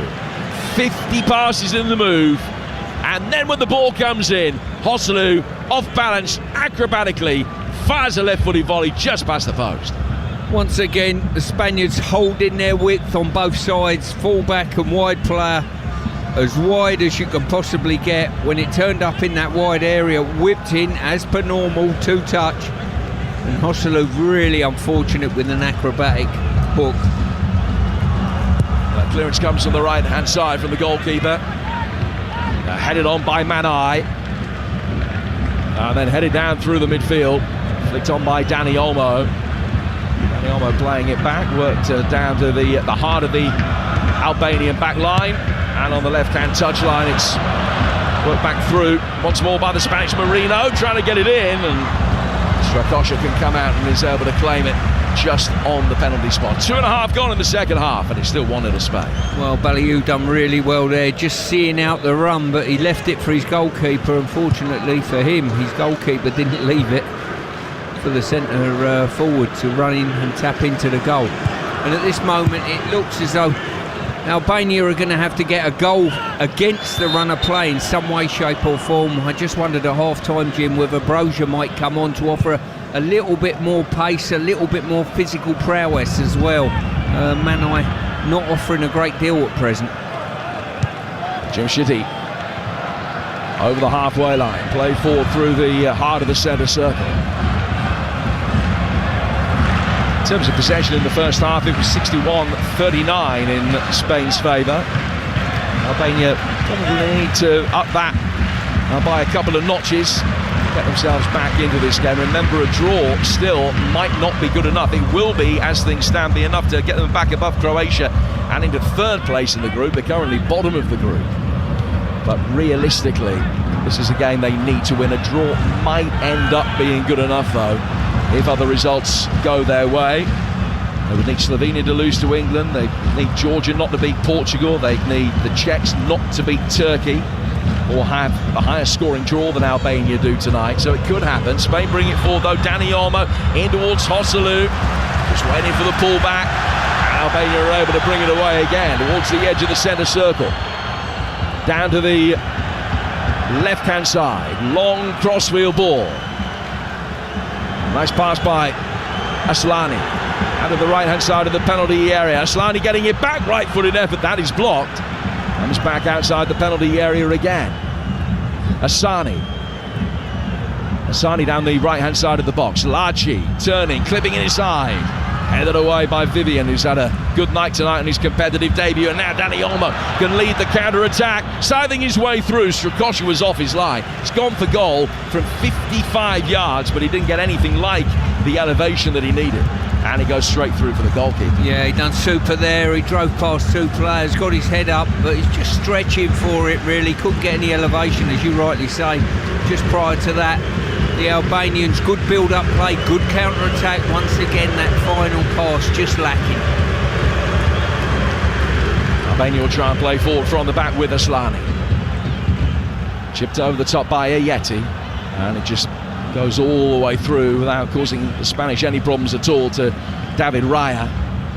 He will then bowl it once, bounces on the edge of the D, and it will come forward through the midfield. You're with Talk Sport 2 here in Dusseldorf tonight. Jim Proudfoot, former England captain Stuart Pearce talking through the action. Spain leading 1-0, really good value for it, but the Albanians still in with a puncher's chance of being able to do enough to keep themselves in the tournament, certainly beyond tonight. Maybe beyond the next 48 hours as well. They've given away a free kick here. The left back Mitai has just gone in a little bit over exuberantly, and it's a free kick that Spain will take on their right-hand touchline. Stu? Yeah, referee's just coming over to have a word with Silvino. I think one of his staff has protested a touch too much. I think he's just been booked for it. There's a yellow card around the fourth official, Mikola Balakin from Ukraine, is having a word with Silvino as well. Silvino wagging his finger, not happy that he has picked up that yellow card. The first person to have his name taken tonight, and it is the Albanian head coach. Barami, wearing 10 for Albania. Now towards Mitai, turn beautifully back through the midfield. All of a sudden Albania can come forward in a little bit of space. Played out to the right flank once more. Asani coming towards the edge of the penalty area, onto his left foot, checks. I think he'll want to get it back onto his left foot again. Now he does get the cross in, but it sails over Manai's head, headed away by Navas, and is going to be brought down. And inside the centre circle is one back, and Jim Shitty, the Albanian captain, the Atalanta defender, can work it forward again. Mitai back to Aslani. Aslani towards halfway for Ramadani. Through the centre circle again from Ayeti. Ayeti to Asani. Better possession this from Albania, although a lot of it is within 10 yards of the halfway line, either side of the halfway line. Ayeti's got it again now, and it goes back to his goalkeeper, and it's chipped right-footed by Strakosha. Strakosha to the edge of the box, played forward by the Albanians, who've dominated possession over the last couple of minutes or so without yet being able to force another save out of David Raya. Yeah, just looking at the Albanians there on their build, there's no players sort of looking to spin in behind. I think Manai there just attempting to do so, but they need to do a little bit of that just to stretch the Spanish backline, then they might receive defeat a little bit more readily. Marino knocking it square. 8 minutes gone in the second half here on TalkSport 2. And still no change in the scorelines in either game. 0-0 in Leipzig over on TalkSport, 1-0 here to Spain, although Croatia do have a penalty in that game. Live for you right now over on TalkSport. If you've got the app, you can easily swipe between the two. That'll be a real game changer. Penalty to Croatia, but still 0-0.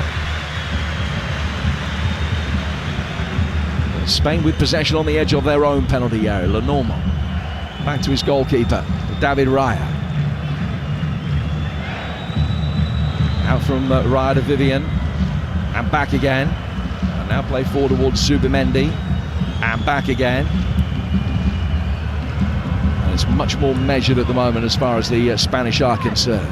Inside the centre circle, Zubimendi's got it, and he will be able to turn easily. Joselu just drops off the forward line, comes back inside the centre circle, chips the ball down towards the far touchline. An opportunity to bring it forward now for Zubimendi. Albania have dropped back into a much more resolute defensive shape, not quite as open as they were. Played forward again towards the edge of the box, and should be easily cleared. And now Aslani inside the Albanian midfield works it down for Mitai. Back towards the edge of the box. And out towards the right-hand side once more. That penalty, incidentally, has been saved, but I think Croatia, from the next phase of play, have scored. Luka Modric, and Croatia lead by a goal to nil. That is a huge game changer. Tell you the ramifications in a moment. Barami trying to bring the ball inside the penalty area, and Spain are going to be able to bring it away. Yeah, good effort there, good opportunity for Barami driving into the box, but once again good defensive play.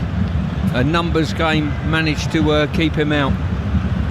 So the group as it stands right now: Spain 9 points, Croatia 4, Italy 3, Albania 1 after Luka Modric's goal.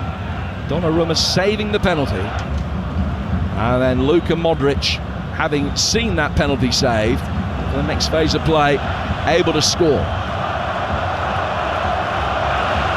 So Italy down in third place at the moment. If Albania now turn this around, Italy will be out. I wonder if it'll be in the Spanish minds to let that happen. Navas back inside his own half, 15 yards inside his own half. The ball goes all the way back for his goalkeeper again. It's a little bit of shadow boxing going on in the last couple of minutes here. Yeah, as I say, it looks a big ask at this moment in time for Albania to get back in the game, even on level terms, let alone turn the game round to win it. But you just never know. A goal out of nowhere, all of a sudden we got a game on. Spanish have it on halfway. Joselu has dropped back again towards Marino. Marino on the edge of the centre circle was caught by Manai. Referees played the advantage. Down he comes towards Jesus Navas. Navas level with the edge of the box. Right-footed ball swung inside the penalty area. Joselu goes down inside the box under a challenge from Balliu. No foul. Balliu's going to be able to bring it away. No real complaints from Joselu that he was fouled. It's a 1-0 Croatia lead Italy. The Italians making a change. Chiesa coming on to replace Di Marco in that game. And 12 minutes in here, it's still 1-0 to Spain. I think Manai has probably made his last interaction there. Ball got played up to him. He's run under the ball, been taken under it. No real action to attempt to retain it, and I think that's his night finished. Yeah, it looks as though he's run himself into the ground. Breuer would be the natural replacement for him. Spain still in possession. Played out to the far touchline. 5 yards from the edge of the penalty area. They work it back again through the midfield. So every Albanian player, goal side. Spain a little bit more recalcitrant and getting the ball inside the penalty area early. Almost as if they're a little bit more content now to sit on the lead than they were before. Now Marino can get it out wide. Grimaldo with a low ball in towards the near post. Dani Olmo trying to sweep it towards goal. Second bite of the cherry, chips it up for Ferran Torres with a header. Strakosha doesn't know whether to come out or not. Elects in the end rightly to stay back, and Jim Shitty will be able to clear. And it goes into the Spanish dugout and out of play. Here's the change. Manai off. Armando Breuer, the Slough-born striker, who started against Italy on the bench for the last game and for tonight, and he's going to come on for about 35 minutes of playing time here. Well, I think Manai's been very, very poor tonight. No physical prowess up front. He's been bullied, he's been cajoled, and he's been too lightweight, to be honest with you. Now they've got a potential physical presence, and certainly somebody that's got the ability to get turned and go past anyone. Has scored 5 international goals in his career, Armando Breuer, but only 1 in his last 9 games, which came against Liechtenstein. Raya played out from the back for Spain. Croatia leading 1-0. Spain leading 1-0. Croatia would finish second in the group, and Italy third as things stand at the moment. Albania would be going out. Good work down the left-hand side of the penalty area from Grimaldo, standing up a ball towards the back post. Shitty heads it away, and then is volleyed further clear by Aslani. Breuer chasing after it and just forces Vivian into a hasty left-footed clearance, which goes all the way through to the Albanian goalkeeper Strakosha. Yeah, even that little bit of turn of pace from Breuer put a bit of panic in the back line of the Spaniards, to be honest with you, and they need to feed him to his feet to get him turned. On the right-hand side of the box, the Spaniards can bring it forward again. Ferran Torres, the man whose goal is the difference between the two teams at the moment. Recycling it through towards Jesus Navas. Now brought down by Zubimendi. Zubimendi working it forward. Getting it back from Marino. Spain down towards the right-hand side for Ferran Torres. It's the Albanian fans that you can hear bouncing up and down the way to our right-hand side. Very animated, the Albanian supporters, as we've been mentioning here in Düsseldorf, in their tens of thousands over the last 48, 72 hours or so, and readiness for this game. They still trail 1-0, but the sense that Croatia might have thrown them a lifeline, but Albania need to turn this around. It could yet be an extraordinary night where the European champions end up being eliminated. It all depends on what happens here. If Italy can't get themselves back into that game in Leipzig, and they trail Croatia 1-0. Spain are going to make another change, and it's going to be Fermin Lopez who will come on for Oyarzabal. Fermin Lopez also on for his competitive debut. 11 goals in his breakthrough season with Barcelona this season. He made his debut against Andorra 3 weeks ago, and he's coming on for his second international cap tonight. Yeah, as I say, from the Spanish point of view, they're comfortable in possession of this. They know the second goal finishes the game totally. But Albania still hanging in there. Still why it's 1-0. They'll, if they do nick a goal and do come on parity, You never know what happens in this game. And there won't be, joking apart, there won't be any thoughts, will there, in terms of Spain thinking, well, we are in a position that we could potentially engineer something to get Italy knocked out if it stays that way in the game in Leipzig. They're not going to be conceding goals here. No, that certainly wouldn't cross their mind. If anything, they'd like to put this game to bed, I'm sure, so they can just see the game out and break the hearts of the Albanians. You're a scandal monger and a half, Jimbo. No, not at all. I'm just asking the questions. You're refuting them. I knew you would. It's going to be a free kick which will be taken for an offside by David Raya, right on the edge of his own penalty area, and he side-footed it 35 yards to his left. He played forward neatly by Grimaldo. Spain still with the majority of possession, but all the time it ends, or all the time it is 1-0. The Albanians will certainly fancy their chances of maybe being able to create one chance to get themselves back into the game. Spain 5 yards outside their own box, bringing the ball forward now. Still with the ball at his feet, Danny Vivian, just to his left-hand side. It is much more possession for possession's sake in this second half than it was in the first, just trying to tire the Albanians out, making them do some running, chasing after the ball, which has been such a scarce commodity for them over the course of the last sort of 35 minutes of action. Played 63. Spain bringing the ball forward over halfway. It's well won back and cleanly won back by Ramadani, although I think most people were anticipating that Fermin Lopez are going to win a free kick, and laid off by Bayrami. Back from Laci. Now to Ayeti, out of the right-hand side for Baliu. He'll work it forward into Spanish territory for Breuer, who's come back off the front line and wins a free kick. He did well to control the ball with a Spanish defender right behind him. Much more of a physical presence up front, as Stu was saying, than Manai, the man that he's replaced, and already a good illustration of that. Free kick taken, works inside the box. Breuer! Save! Everybody in the Spanish team switched off to that apart from David Raya.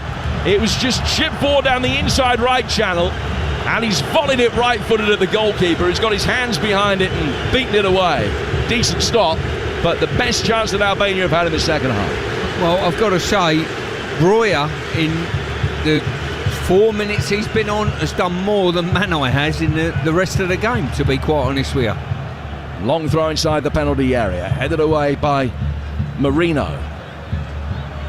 Albania trying to bring the ball down, successful in that regard. Play back towards Ayeti. Ayeti clipping it forward right-footed towards the edge of the penalty area. Laci couldn't win it, but still they'll be able to come now.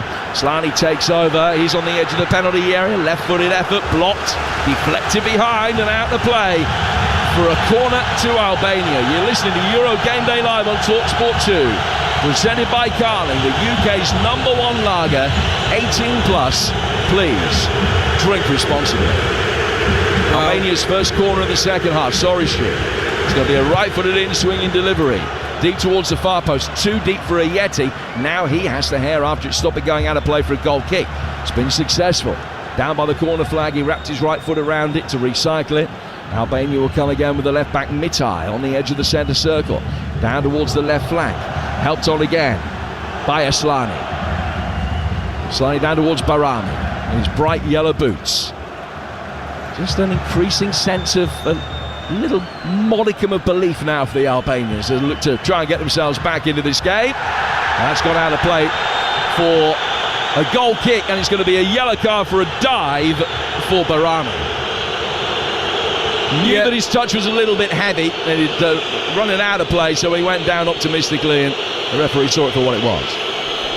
Yeah, exactly that. I think there was a slight touch on him, but not enough to fell him like we saw him go down. In fact, I think the Spanish defender probably just pulled his foot away in time for no contact, but I think the introduction of Breuer certainly improves the tempo of the Albanian side.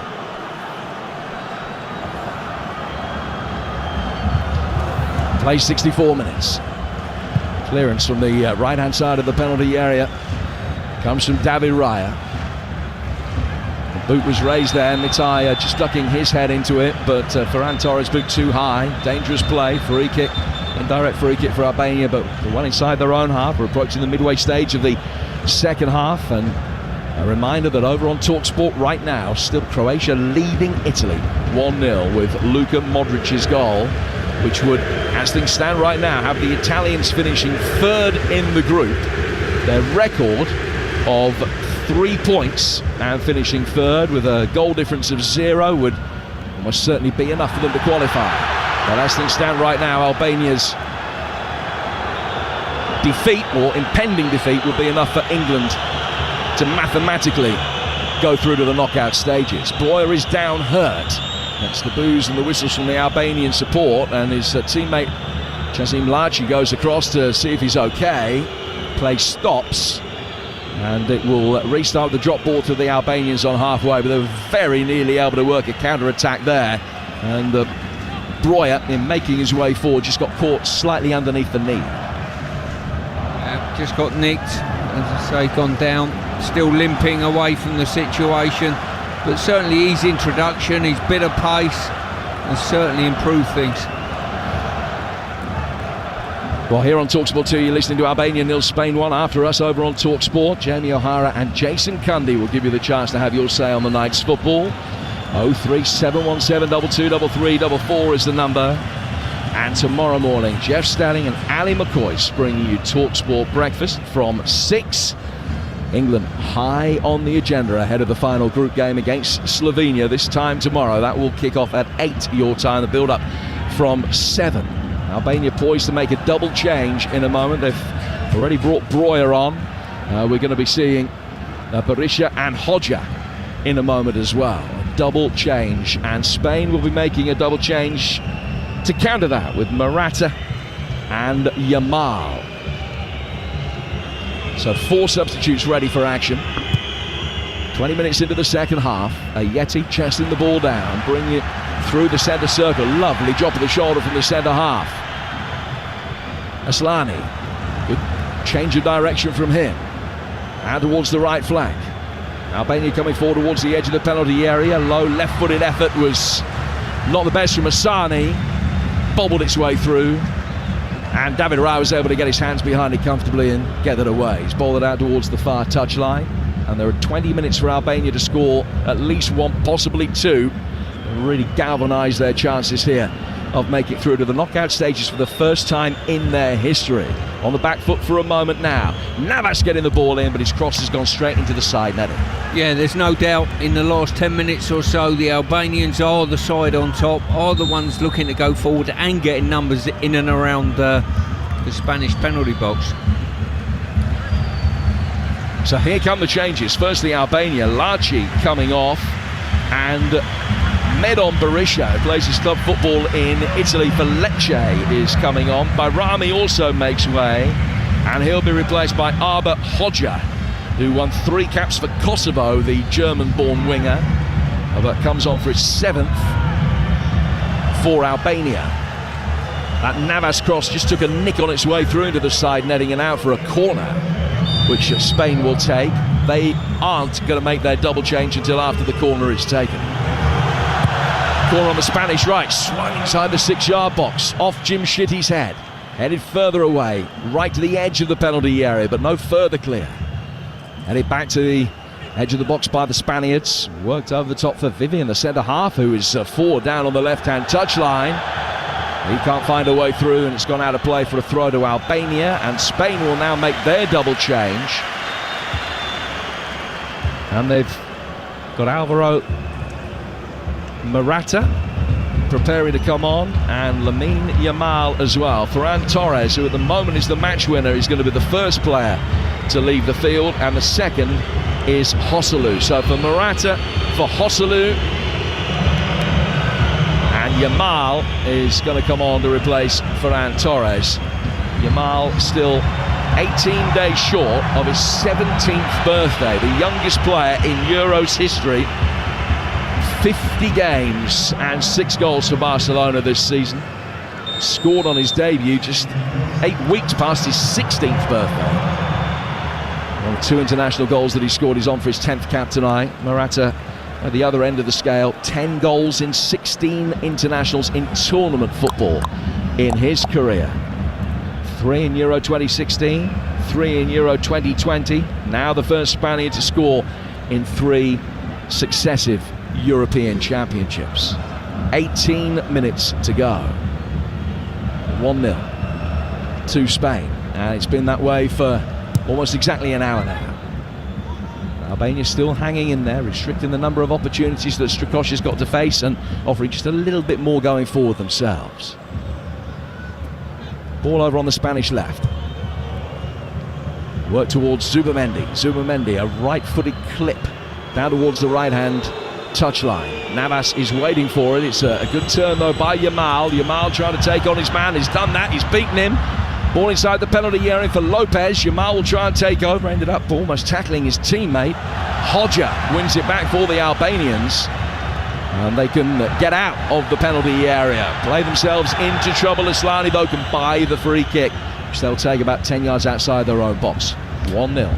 Yeah, just looking at Breuer there, he's looking to receive and receive to feet, which is commendable on occasion, but I think what his team need at the moment is a focal point to run in behind, to free up space. Little reverse ball towards the edge of the penalty area from the Spanish. Knocked away easily by Ayeti. 2 centre-halves coming into their own now for Albania. Breuer, and it's just laid a ball out towards Asani, behind him from close range, and it's cheap concession of possession. The Spanish will have a throw. Still 1-0 Croatia and 1-0 Spain. I think any goal before probably about 5 minutes to go plus a bit of extra time for the Albanians, they'll believe. Anything after that, I think the Spanish will just see this game out, and certainly at this juncture of the match, if they do score a second, this game's finished. Remember, with Croatia leading Italy by a goal to nil, if Albania turn this around, Italy would finish bottom of the group and would be eliminated. And have 3 points, might well have a record that ends up being better than some of the sides that qualify in 3rd place in their groups. But Italy would finish bottom of this group if Albania come from behind to win this game, if Italy can't find an equaliser in Leipzig. Spain are in possession, 20 yards outside the Albanian penalty area. Work forward towards Dani Olmo. And on the left-hand side of the Spanish midfield, it comes back again for Lenormand. Long crossfield ball from him over here. Goes straight out of play. And it's a throw which will be taken on the Albanian left-hand side. Time ticking down pretty quickly for 16 to go here on TalkSport 2. Yeah, and it's probably been the strongest 10 minutes that the Albanians have had in the game. They need to maintain this sort of momentum and forward drive. You're listening to Euro Game Day live on TalkSport 2, presented by Burger King. Bring home the ultimate food satisfaction. Get your favourites delivered now. 75 gone. 1-0 Spain. We've got the ball with Mikel Merino. It's a Spanish side, if you're just joining us, that have made 10 changes today. Lenormand getting it forward towards the centre circle. Down towards Navas. Navas coming in off the right flank. Plays it back behind square for Zubamendi. Zubamendi to Navas again. Does he want to throw off Hodja? No, he hasn't. Didn't get the touch off the Albanian substitute. It'll be a throw which will be taken on the left-hand side by the fullback Mitai. Not in any great hurry to take it. He's worked it forward towards Hodja. Layoff was a difficult one because he had 4 in yellow all around him pretty quickly. Now Lamine Yamal. Yamal across the edge of the penalty area. Dynamic pass that wasn't the best. Played inside the box, but the offside flag is up against Morata. Up very early as the ball was played into him by Fermin Lopez. I think they got him about half a yard off, and it's a free kick which will be taken by the Albanians inside their own box. 14 to go. And it's still Croatia 1, Italy 0. And Albania 0, Spain 1. Long ball over the top from the Albanians. Picked up well by Arba Hodja towards the edge of the penalty area. Hodja onto his left foot, then onto his right, trying to work the angle, and it's well intercepted by the retreating Spanish midfielder. Dani Olmo came back and knocked it away. Looked as though Hodja's ball might be an effective one. And now Spain can bring it forward with Yamal, who's made a difference since coming on. A sharpness about the 16-year-old. Fermin Lopez, left-footed effort, telegraphed somewhat, just hit it towards the edge of the penalty area, straight into Aslani, and blocked, and Ramadani can bring it away. Hodger seeing plenty of it since coming on. 13 left, Hodger bringing it forward, past the tiring Jesus Navas, good reverse ball. Breuer, left-hand side of the penalty area, made a really good run. Comes back outside the box for Aslani. Aslani left-footed effort, just one. Really good strike. Don't know that Raya would quite have got there if it had been creeping inside the far post, but it went about 4-5 feet wide. Yeah, Aslana there done really well, cut back onto his left foot. The angle was a bit more acute, if you like, but it opened up a shooting angle. His left foot was brilliantly struck, but just too wide. And Broja done exactly what he should be doing there. Play to your strengths, spin and run into the channels and in behind. He's too often wanting to come to feet all the time, and his game understanding, well, a little bit wanting on occasion, it's fair to say. Thought you were just going to leave that hanging there in the ether for people to finish the sentence.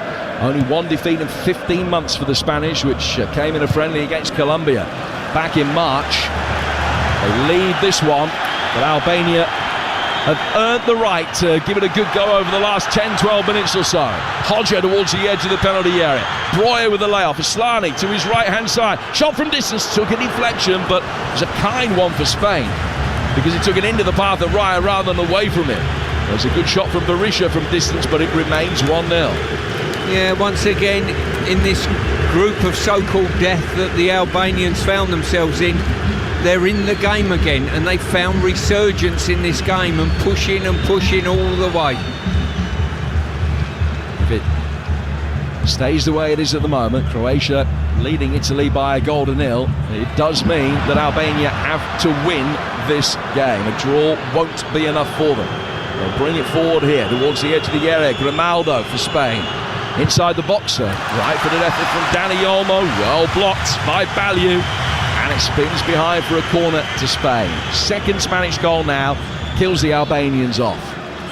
But Albania needing to as things stand right now, giving themselves a little bit of confidence that they might be able to do it.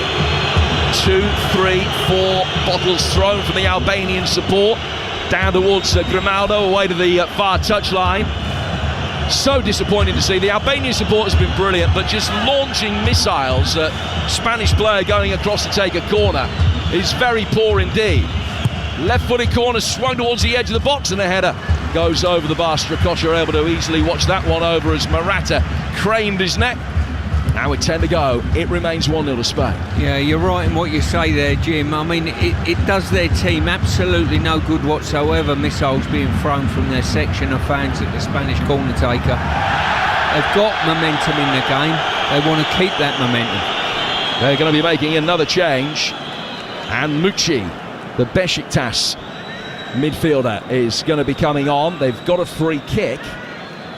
Is Mucci going to be coming on now? They're going to wait for the next break in play. It's the latter. They've taken the free kick short from just inside the Spanish half to just inside the Albanian half. Out on the right-hand side, Berisha controlling it, laying it back to the right-hand touchline again. Spun around the corner by Breuer. And Marino has won it back.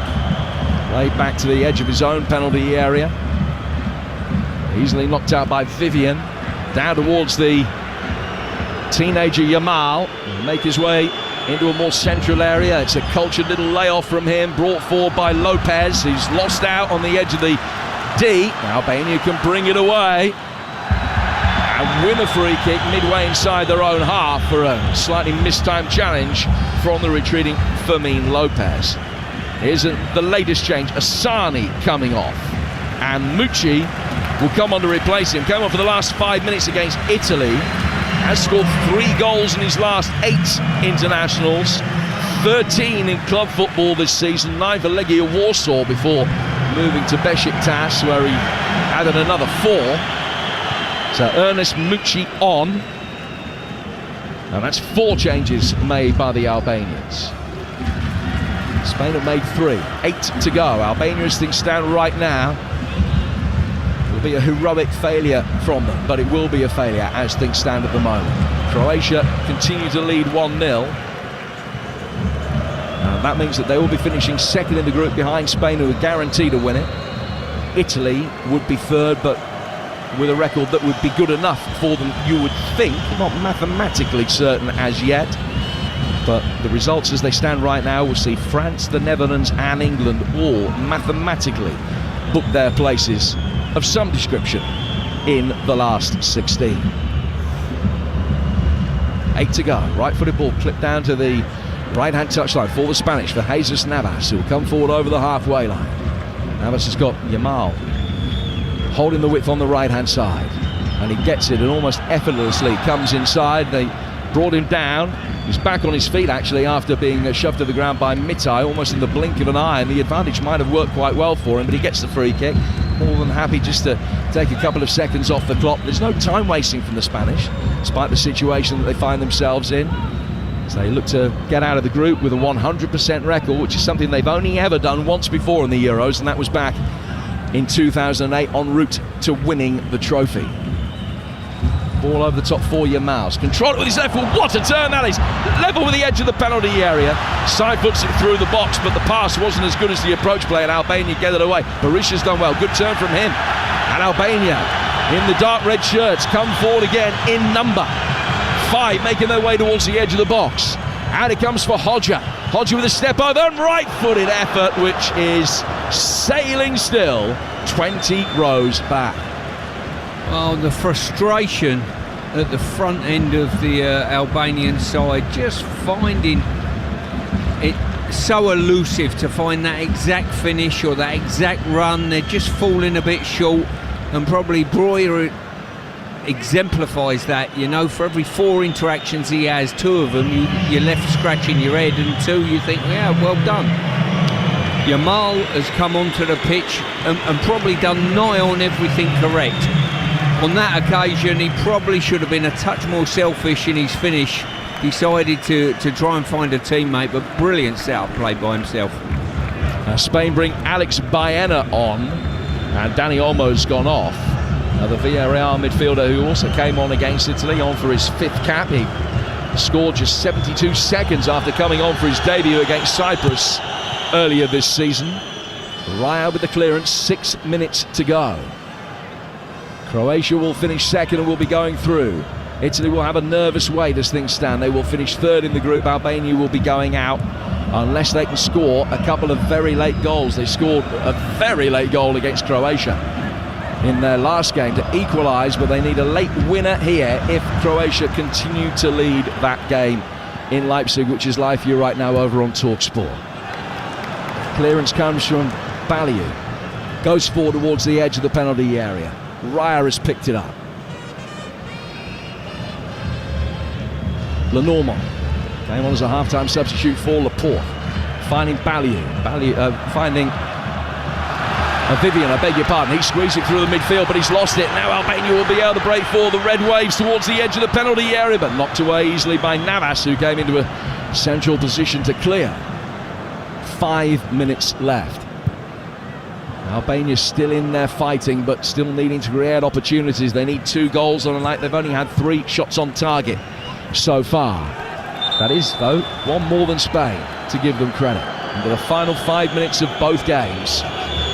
Both still very finely poised, separated by goals from Croatia's Luka Modric and Spain's Ferran Torres. Throw which will be taken by the Spaniards. Back towards the edge of their own penalty area. Raya's got it. Raya takes a touch, moves it through the D. Into the feet of Lopez. Lopez forward towards halfway.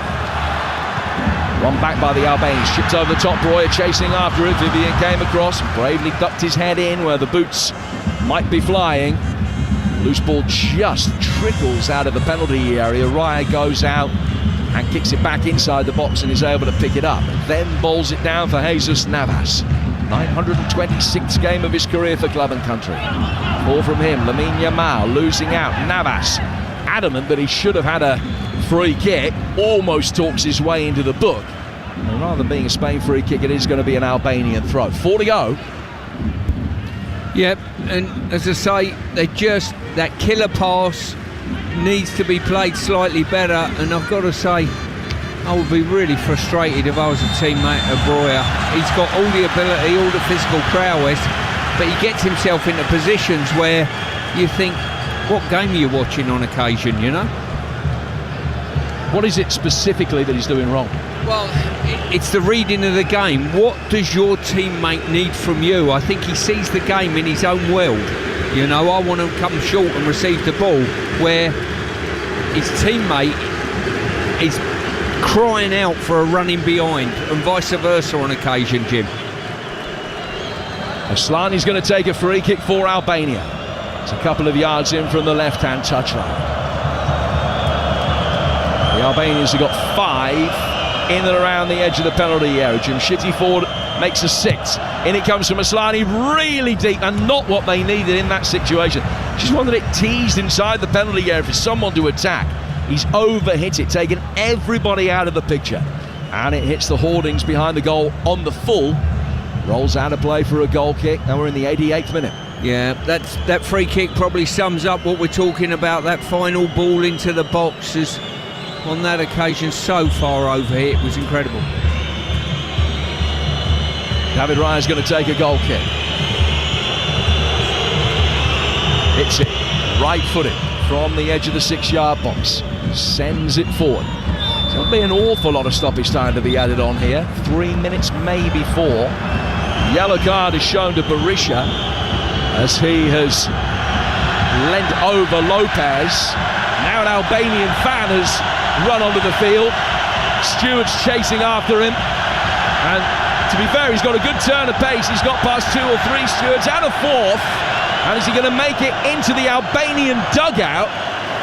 I just don't understand. Don't understand the idiocy of supporters. And it didn't go down well amongst the Albanian players on the bench. And he's a child. Literally, we're talking a kid who's probably looking about, 11, 12 years old. You've got to ask the question, where are the parents?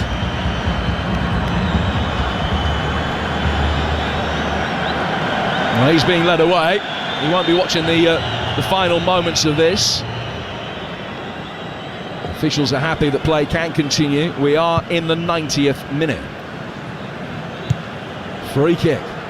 Taken down towards the right-hand side for Lamine Yamal. Yamal trying to make his way through. Couldn't do so. He's blocked and stopped, and Ramadani is in there. Goes out of play for a throw, which will be taken by Spain. Croatia still leading 1-0. That means that Albania need 2 here in 30 seconds plus stoppage time. Navas working it forward. Breuer turning, getting away. Good strength from him that time. Pulled to the ground. Vivian yellow carded, and a free kick to Albania on halfway.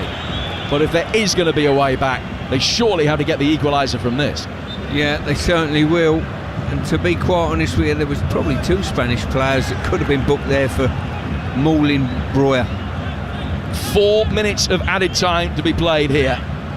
Just about to go into stoppage time in the other game between Croatia and Italy, and they're going to be playing 8 minutes there. So Breuer on the left-hand side from the free kick, which was worked short. Hodja couldn't find a way past Lamar. Yamal defending well, and now it goes down the left-hand side. He might have been able to find a way past Limal, but that's a different story. Couldn't find a way past Yamal. Ball inside the box. It's a slip of the tongue, I apologise. Ball inside the box, cleared. Out of the far touchline. Spain trying to bring it forward on the counter-attack. The referee has spotted an infringement, and he's given a free kick to Albania in Spanish territory. Now, they're going to have to load the box up now, the Albanians, and more importantly, they're going to have to deliver something that's going to be very effective in regard to a cross, because a couple of free kicks that we've seen from wide areas have been so poor.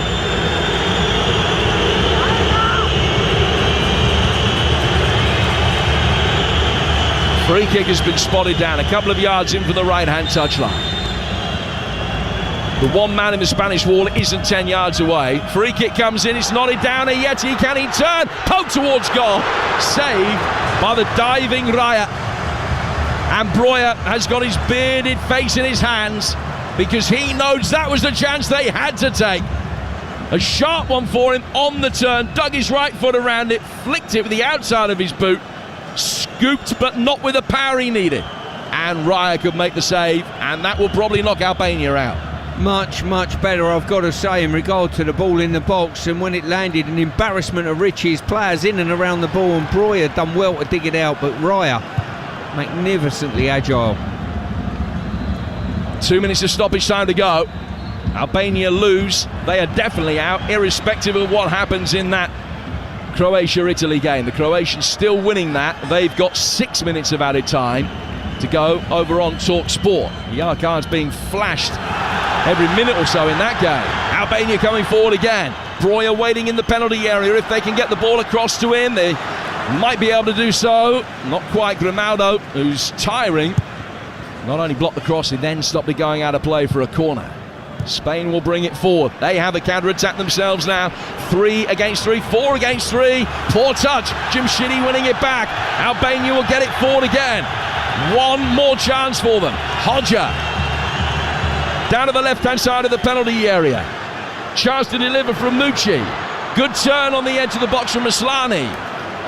Has to come out again, but he's confined. Hodja onto his right foot, and Yamal came back and nicked it off his toes. And Spain are going to be able to bring it away. Now we're in the final of the 4 additional minutes. Hodja winning it back. Now works it back to the edge of his own penalty area. Forward, Albania will come. Will they be able to salvage a positive result here against Spain? It will be immensely creditable if they can, but it's going to happen right at the end of the game. Scored in the 4th minute of stoppage time to salvage a draw with Croatia. Can they do it against Spain here? Breuer taking it on, nicked away from him by Zubimendi. He then loses out. Right-hand side of the penalty area for Albania. Ball works all the way through. Ramadani's cross comes shot drift wide. And by the time David Raya takes the goal kick, we'll be right at the end of the game. Yeah, they've had 3 or 4 brilliant opportunities to really hurt the Spaniards, but they found the wrong pass every time, and too many players just want to pull away from the box and receive the ball instead of just making that run into the box, just leaving one on the edge. Well, a couple of Spanish players have gone down with cramp. They have been attended to. David Raya with his massive right hand just picks up the ball in that one hand, spots it down on the edge of the 6-yard box, and his goal kick might just be the last kick of the night.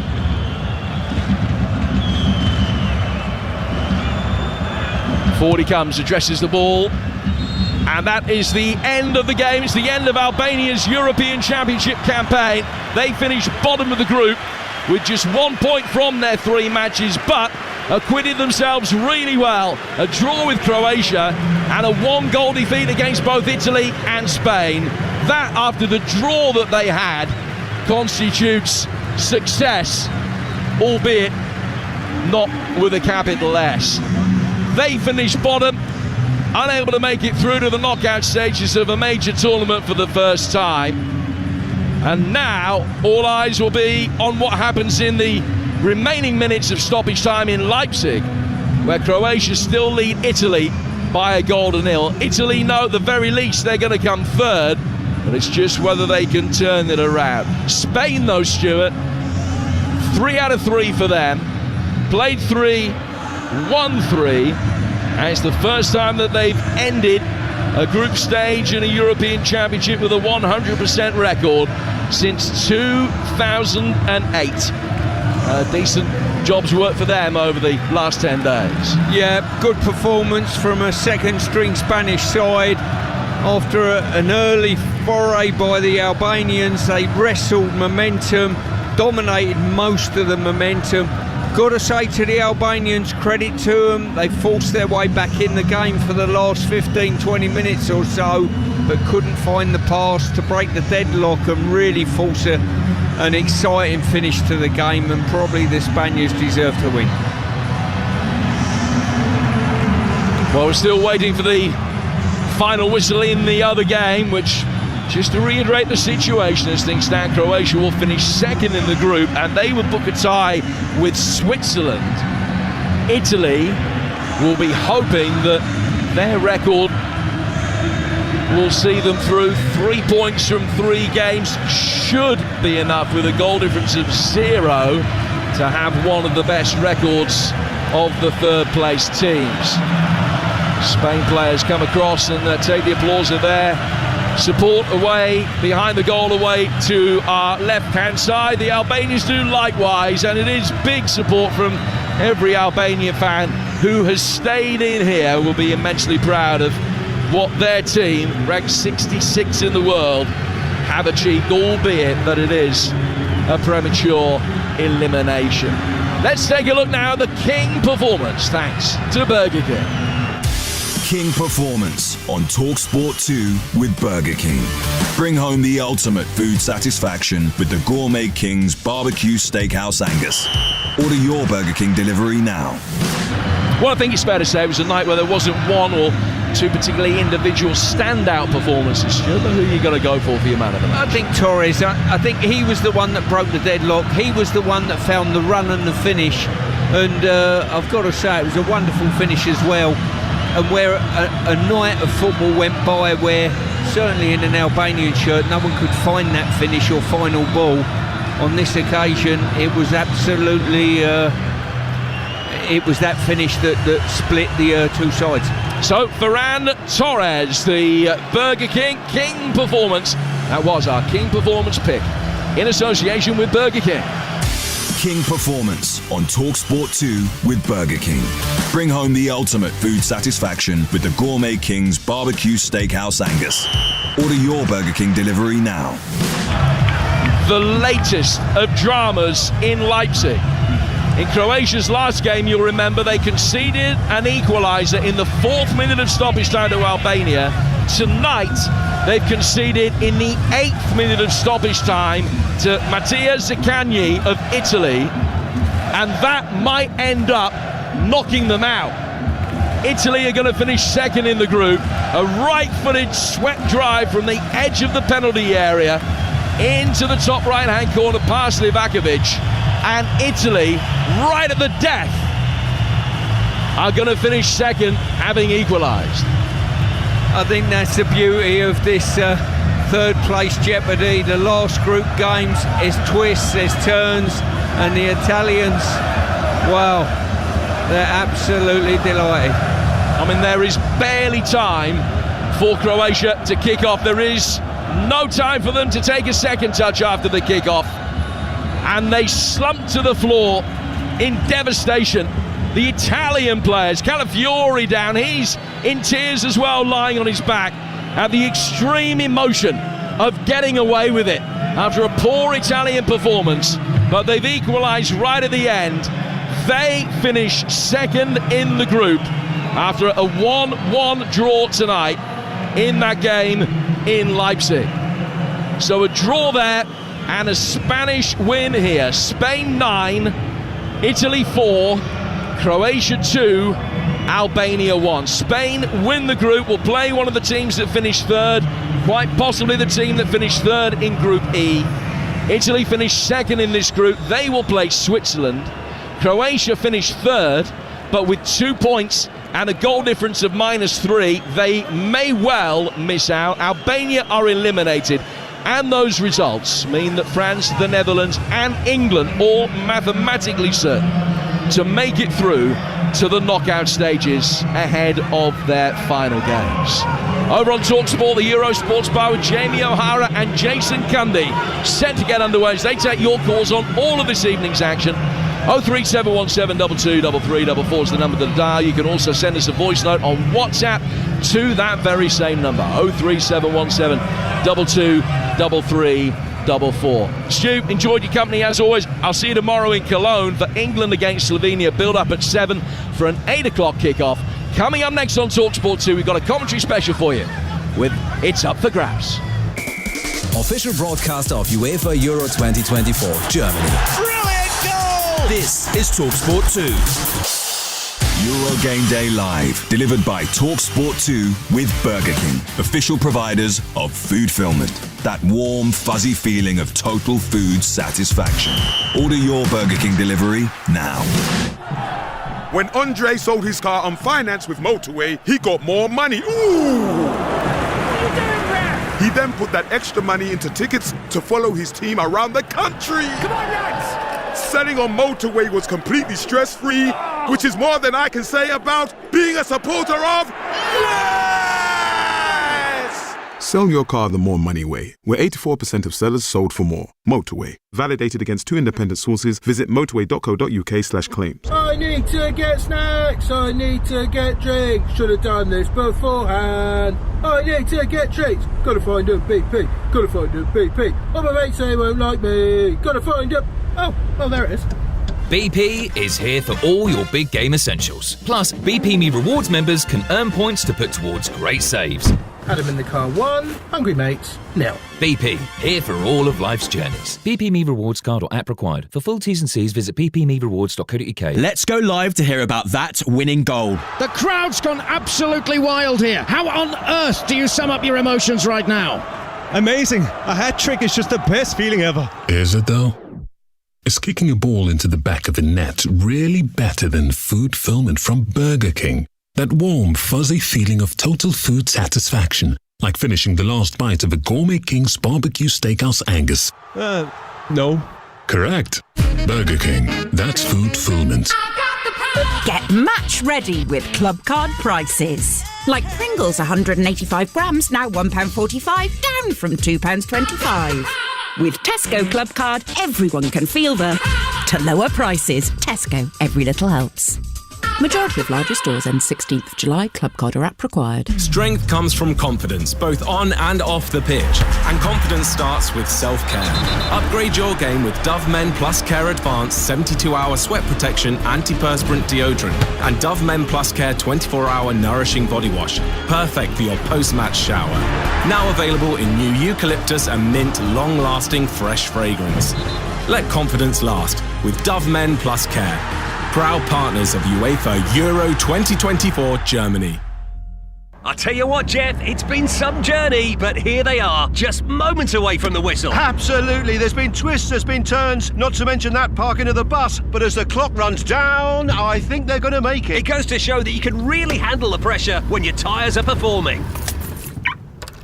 I'm home. Has the game started yet? Top performance. Driving home for the match? Keep your tyres in peak condition. Book today at quickfit.com or your local centre. Quickfit. Drive away happy every time.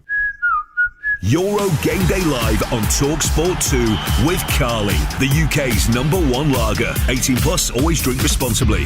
Official broadcaster of UEFA Euro 2024 Germany. It's game on. This is TalkSport 2.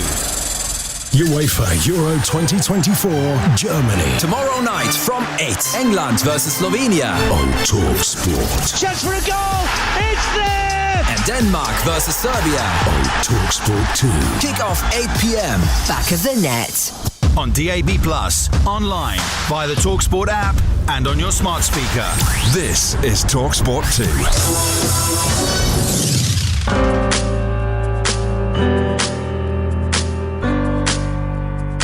When I wake up in the morning, it's rarely in my own bed. My first thought is, where am I going today? The Emirates? Old Trafford? Goodison? Wembley? The second thought is, what time is my train? Or what plane have I got to catch? Or when do I need to leave and get in the car? And the third thought is usually, how lucky am I? Hello, I'm Sam Matterface, and over the next 2 hours I'll try and give you the insight into a world of football commentary by speaking to some of the biggest names and the emerging mic handlers, finding out about their routines and dedication to a profession that has been my dream since I can remember. What started it? Well, being banned from watching television for fighting with my little brother and being forced to listen to the radio instead. Brian Butler and Peter Jones commentating as England beat Yugoslavia by 4-0 in a World Cup qualifier. What happened that made it the only possible career grabs now with me, Sam Matterface, as we celebrate the art, the craft and the quirks of football commentary. I sat down for lunch with two of the legends of the commentary box in John Motson and Clive Tilsley, and we talked about the game we love, but also the part that they and others had played in providing the soundtrack to the nation's favourite sport. So, I suppose the first thing is it never ends anymore, does it? But how do you categorise a season nowadays? And do you sort of chalk them off still as seasons? I think our seasons are over, aren't they, John? I think our seasons ended about 8 years ago. Yes, I mean, absolutely. I mean, I regard the end of my season really as the last match of the day commentary that I do. Now, obviously, I watch the playoffs and the FA Cup final and the England games. I mean, speaking as a football fan rather than as a commentator, I believe actually that we're in a period, and we can discuss this probably at greater length later, we're in a little bit of a period of overkill. With respect to Clive, I'm not so sure that fans who've had a 10-month season necessarily want to sit down and watch the whole of the England Under-21 tournament or indeed the Confederations Cup. I think we've got to start to categorise the events that make people want to watch, and then I'm a great believer in that the summer should at least make a concession to cricket and racing and tennis, but as Chris Bascom in Telegraph Sport wrote, the football season never ends now. No. So the answer to your question is our season, as Clive says, might end, well, his hasn't yet, but mine has, might end when the Premier League hold up the trophy. But to be honest, it only seems 5 minutes before the Premier League clubs are going back training. I think Mr. Murdoch himself is quoted as saying at the start of the Sky Sports era, there are 3 TV sports in the UK, football, and football. Yeah. There are some major exceptions, the Grand National, the Olympic Games, a Murray final. You will get into the 10s and 12s and 14 millions. But the only thing that will actually sit the family down together to watch a sporting event on terrestrial television in the numbers that used to watch on terrestrial television is an England World Cup or European Championship finals. Absolutely, and my fear about that is the next generation, because I think there's so much football on now that I don't think people of my son's age have got the patience to sit down and watch a 90-minute match necessarily anymore. I mean, they can get the goals on their mobiles and their tablets. And I know the Premier League, for example, that's the thing that worries them most about the future is gaming, because that's what the kids are doing. And I think that won't come to pass for another few years, actually, that fear. But I don't think the next generation, with all that's at their fingertips, will have the patience necessarily to sit down and I mean, all right, if England are in the World Cup quarter-final, of course they will. But I think a routine Monday night Premier League game, for example, for some people it's just an irrelevance. You know, they've had football all day Saturday and Sunday. I don't think they really need another match on Monday night.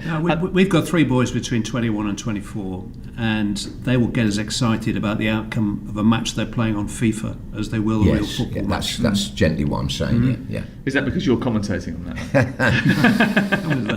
that? Those were the days. That is a weird feeling, by the way, hearing your voice rattle around your own household when your son is playing. John used to do FIFA. Well, I tell you what, I'm amazed still. More parents come up to me and say, your voice is in our house. Now, I haven't done FIFA for about 8. I did the first 10 years of FIFA from the day it started. I don't think I've done it for 6 or 7 years. But I get more parents talking to me about my voice on FIFA than ever mention Match of the Day or Radio 5 or anything. That is a great example of what we're talking about as to what the generation. Well, it's a different way of consuming football now, isn't it? And we'll come on to that in greater detail. But I want to just take you back to talking about you said about the England World Cup games and the audiences that you get.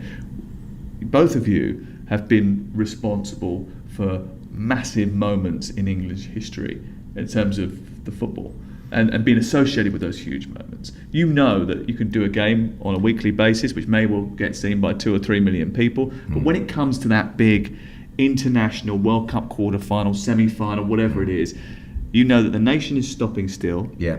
And they're focusing on your words as well as the football, but you're penetrating into 20 million homes. Does that change what you do? No, not really. I don't think it really hit me until after the 2 big England quarter and semi-finals I did in 1990 in Turin. The BBC audience was supposed to be 23, 24 million. I haven't got the figures in front of me. And nearly that much for the quarter-final in Gelsenkirchen in 2006. But I think, I don't know whether Clive would... I think you're so busy concentrating on what you're doing. I mean, it's probably a bit silly to say it's like any other game. Of course it isn't. But you still have to put the same preparation and background into your work. And I think if you're focused, you probably, the last thing you think about when you go on the air is, 24 million people are watching this. I don't think you do. I think you just get into a zone where you do the job that you're there to do and always have done in a certain way. I mean, afterwards, once or twice in recent years, people have said to me, the audience for that was 20-something million. But at the time, I don't think I did anything very different. Do you ever get nervous? I think it sharpens the mind. I think probably that level of audience arrived suitably later in my career, that I felt assured in my routines and my preparations that I could still deliver the commentary that I'd been hired to do, irrespective of the number. That actually, in motivation terms, the bigger problem is doing a smaller game, which is being watched by less than 1 million people. In motivation terms, once you are aware of the scale of the audience, as I say, I think it focuses the mind. A couple of observations I'd make. One, I don't think it does change your commentary. I think you're absolutely right, John. But I think in a way it should, because you are now commentating to Auntie Nellie and Uncle Ernie, who are watching 4 football matches a season. And my greatest mentor, and John has been a mentor, John has helped me a great deal in my career, but my greatest mentor was the late Reg Guttridge. He always drilled into me, know your audience. Don't commentate to the England manager. Commentate to your grandma, because she counts one viewer. Don't commentate to the dressing room. Commentate to White Van Man. Commentate to the public. But that's to the very nature of what we do. We all work for terrestrial TV broadcasters. Yeah. And when the audience is 15, 20 million, there is an argument for explaining the offside law at some stage during that game, because we've all been in that maths class when we were at school where we got half an hour in and we're sat at the back and we're thinking to ourselves, I haven't understood a word of this.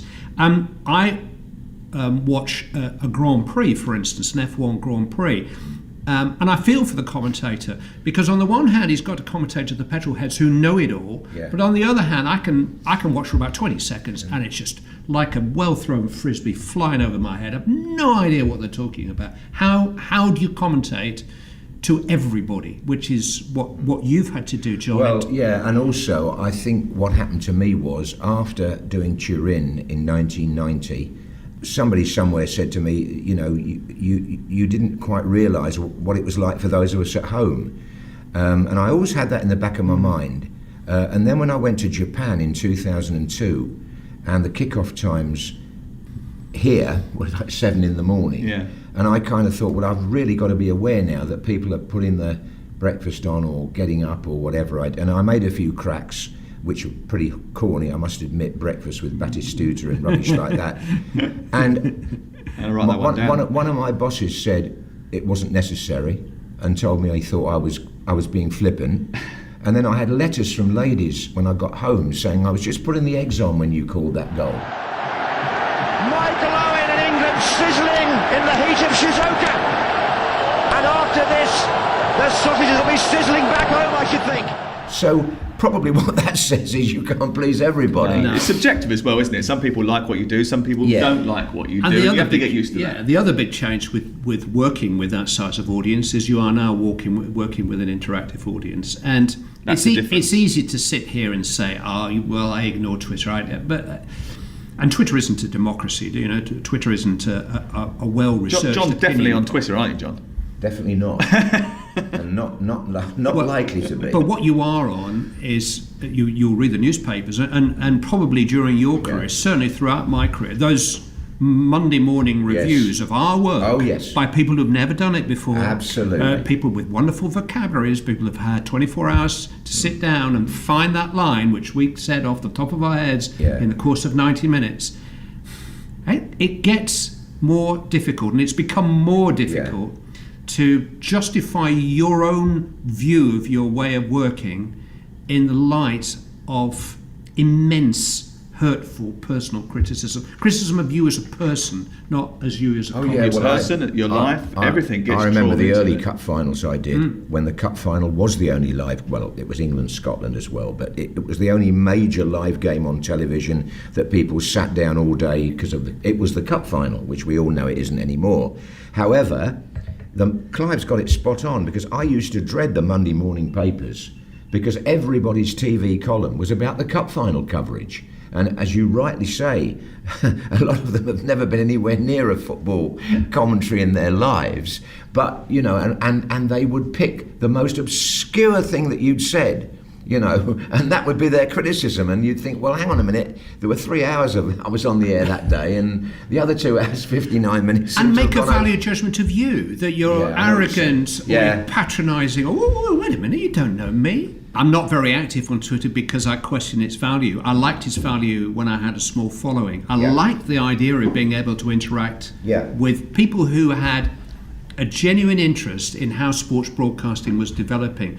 And, you know, my interest in sports broadcasting started really by listening to people like you, and I would make a value judgment of you as a broadcaster because I felt, that's exactly how I want it to be. That's how I want to broadcast. You're on the same wavelength as me. And it was great when I met you, when I was a local radio reporter and you were a TV commentator, and you were as serious about what you did as I wanted you to be, you know, to care about it as much as you do. And that care, that enthusiasm still it flows out of you. Your excitement at seeing a goal at St Mary's is as great as it was when you watched a goal in wherever, in you know, at a World Cup finals in Germany. Is that why we get into it? Because essentially, we love it. We love the game. We love seeing it. We love being a part of it. Yeah, I don't think you could do it if you didn't.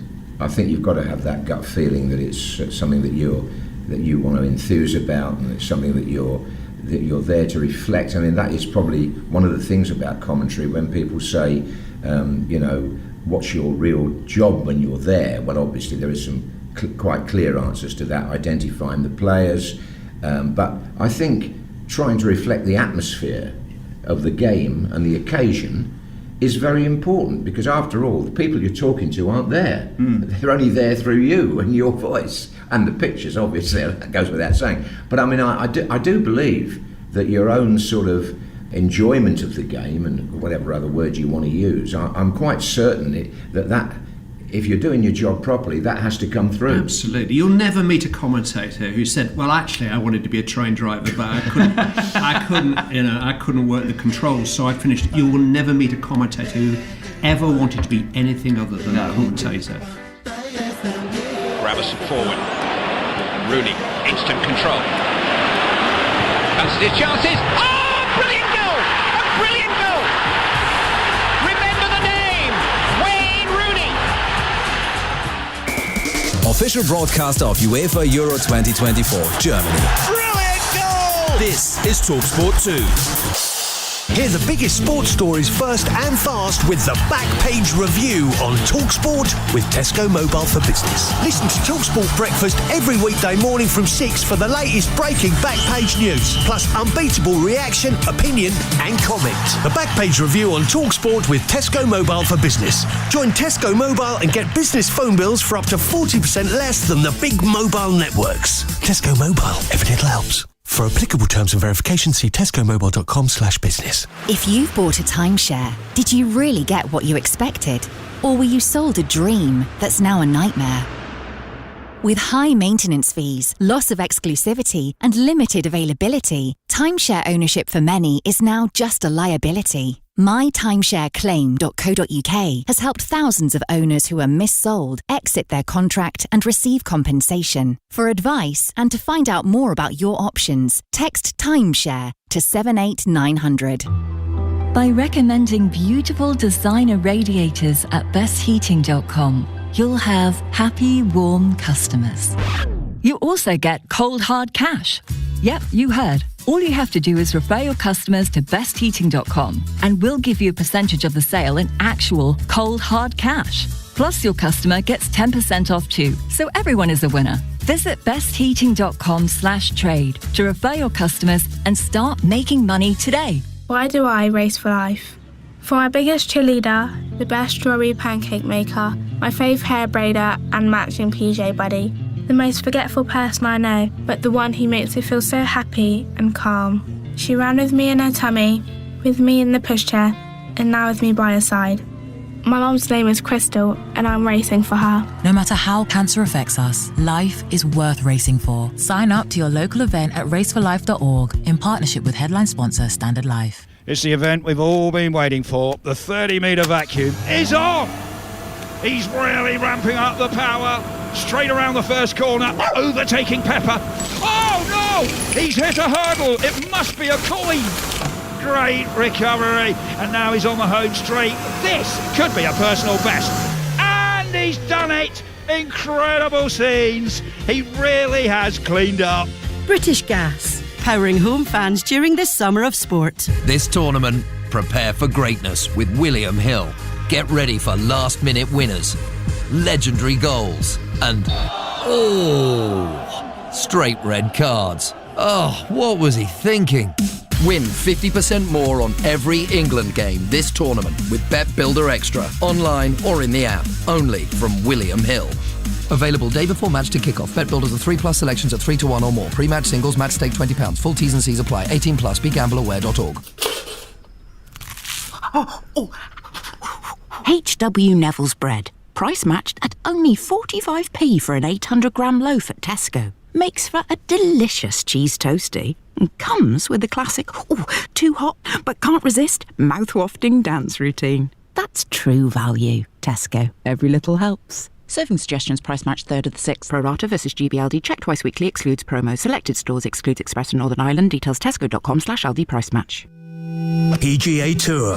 Rocket Mortgage Classic. Live on TalkSport 2. Thursday night from 6. As the world's golfing elite go head-to-head at the Detroit Golf Club. Hear full swing-by-pitch-by-putt commentary of all the action direct from Detroit, Michigan. PGA Tour. Rocket Mortgage Classic. Thursday night from 6. Live on TalkSport 2. This is TalkSport 2.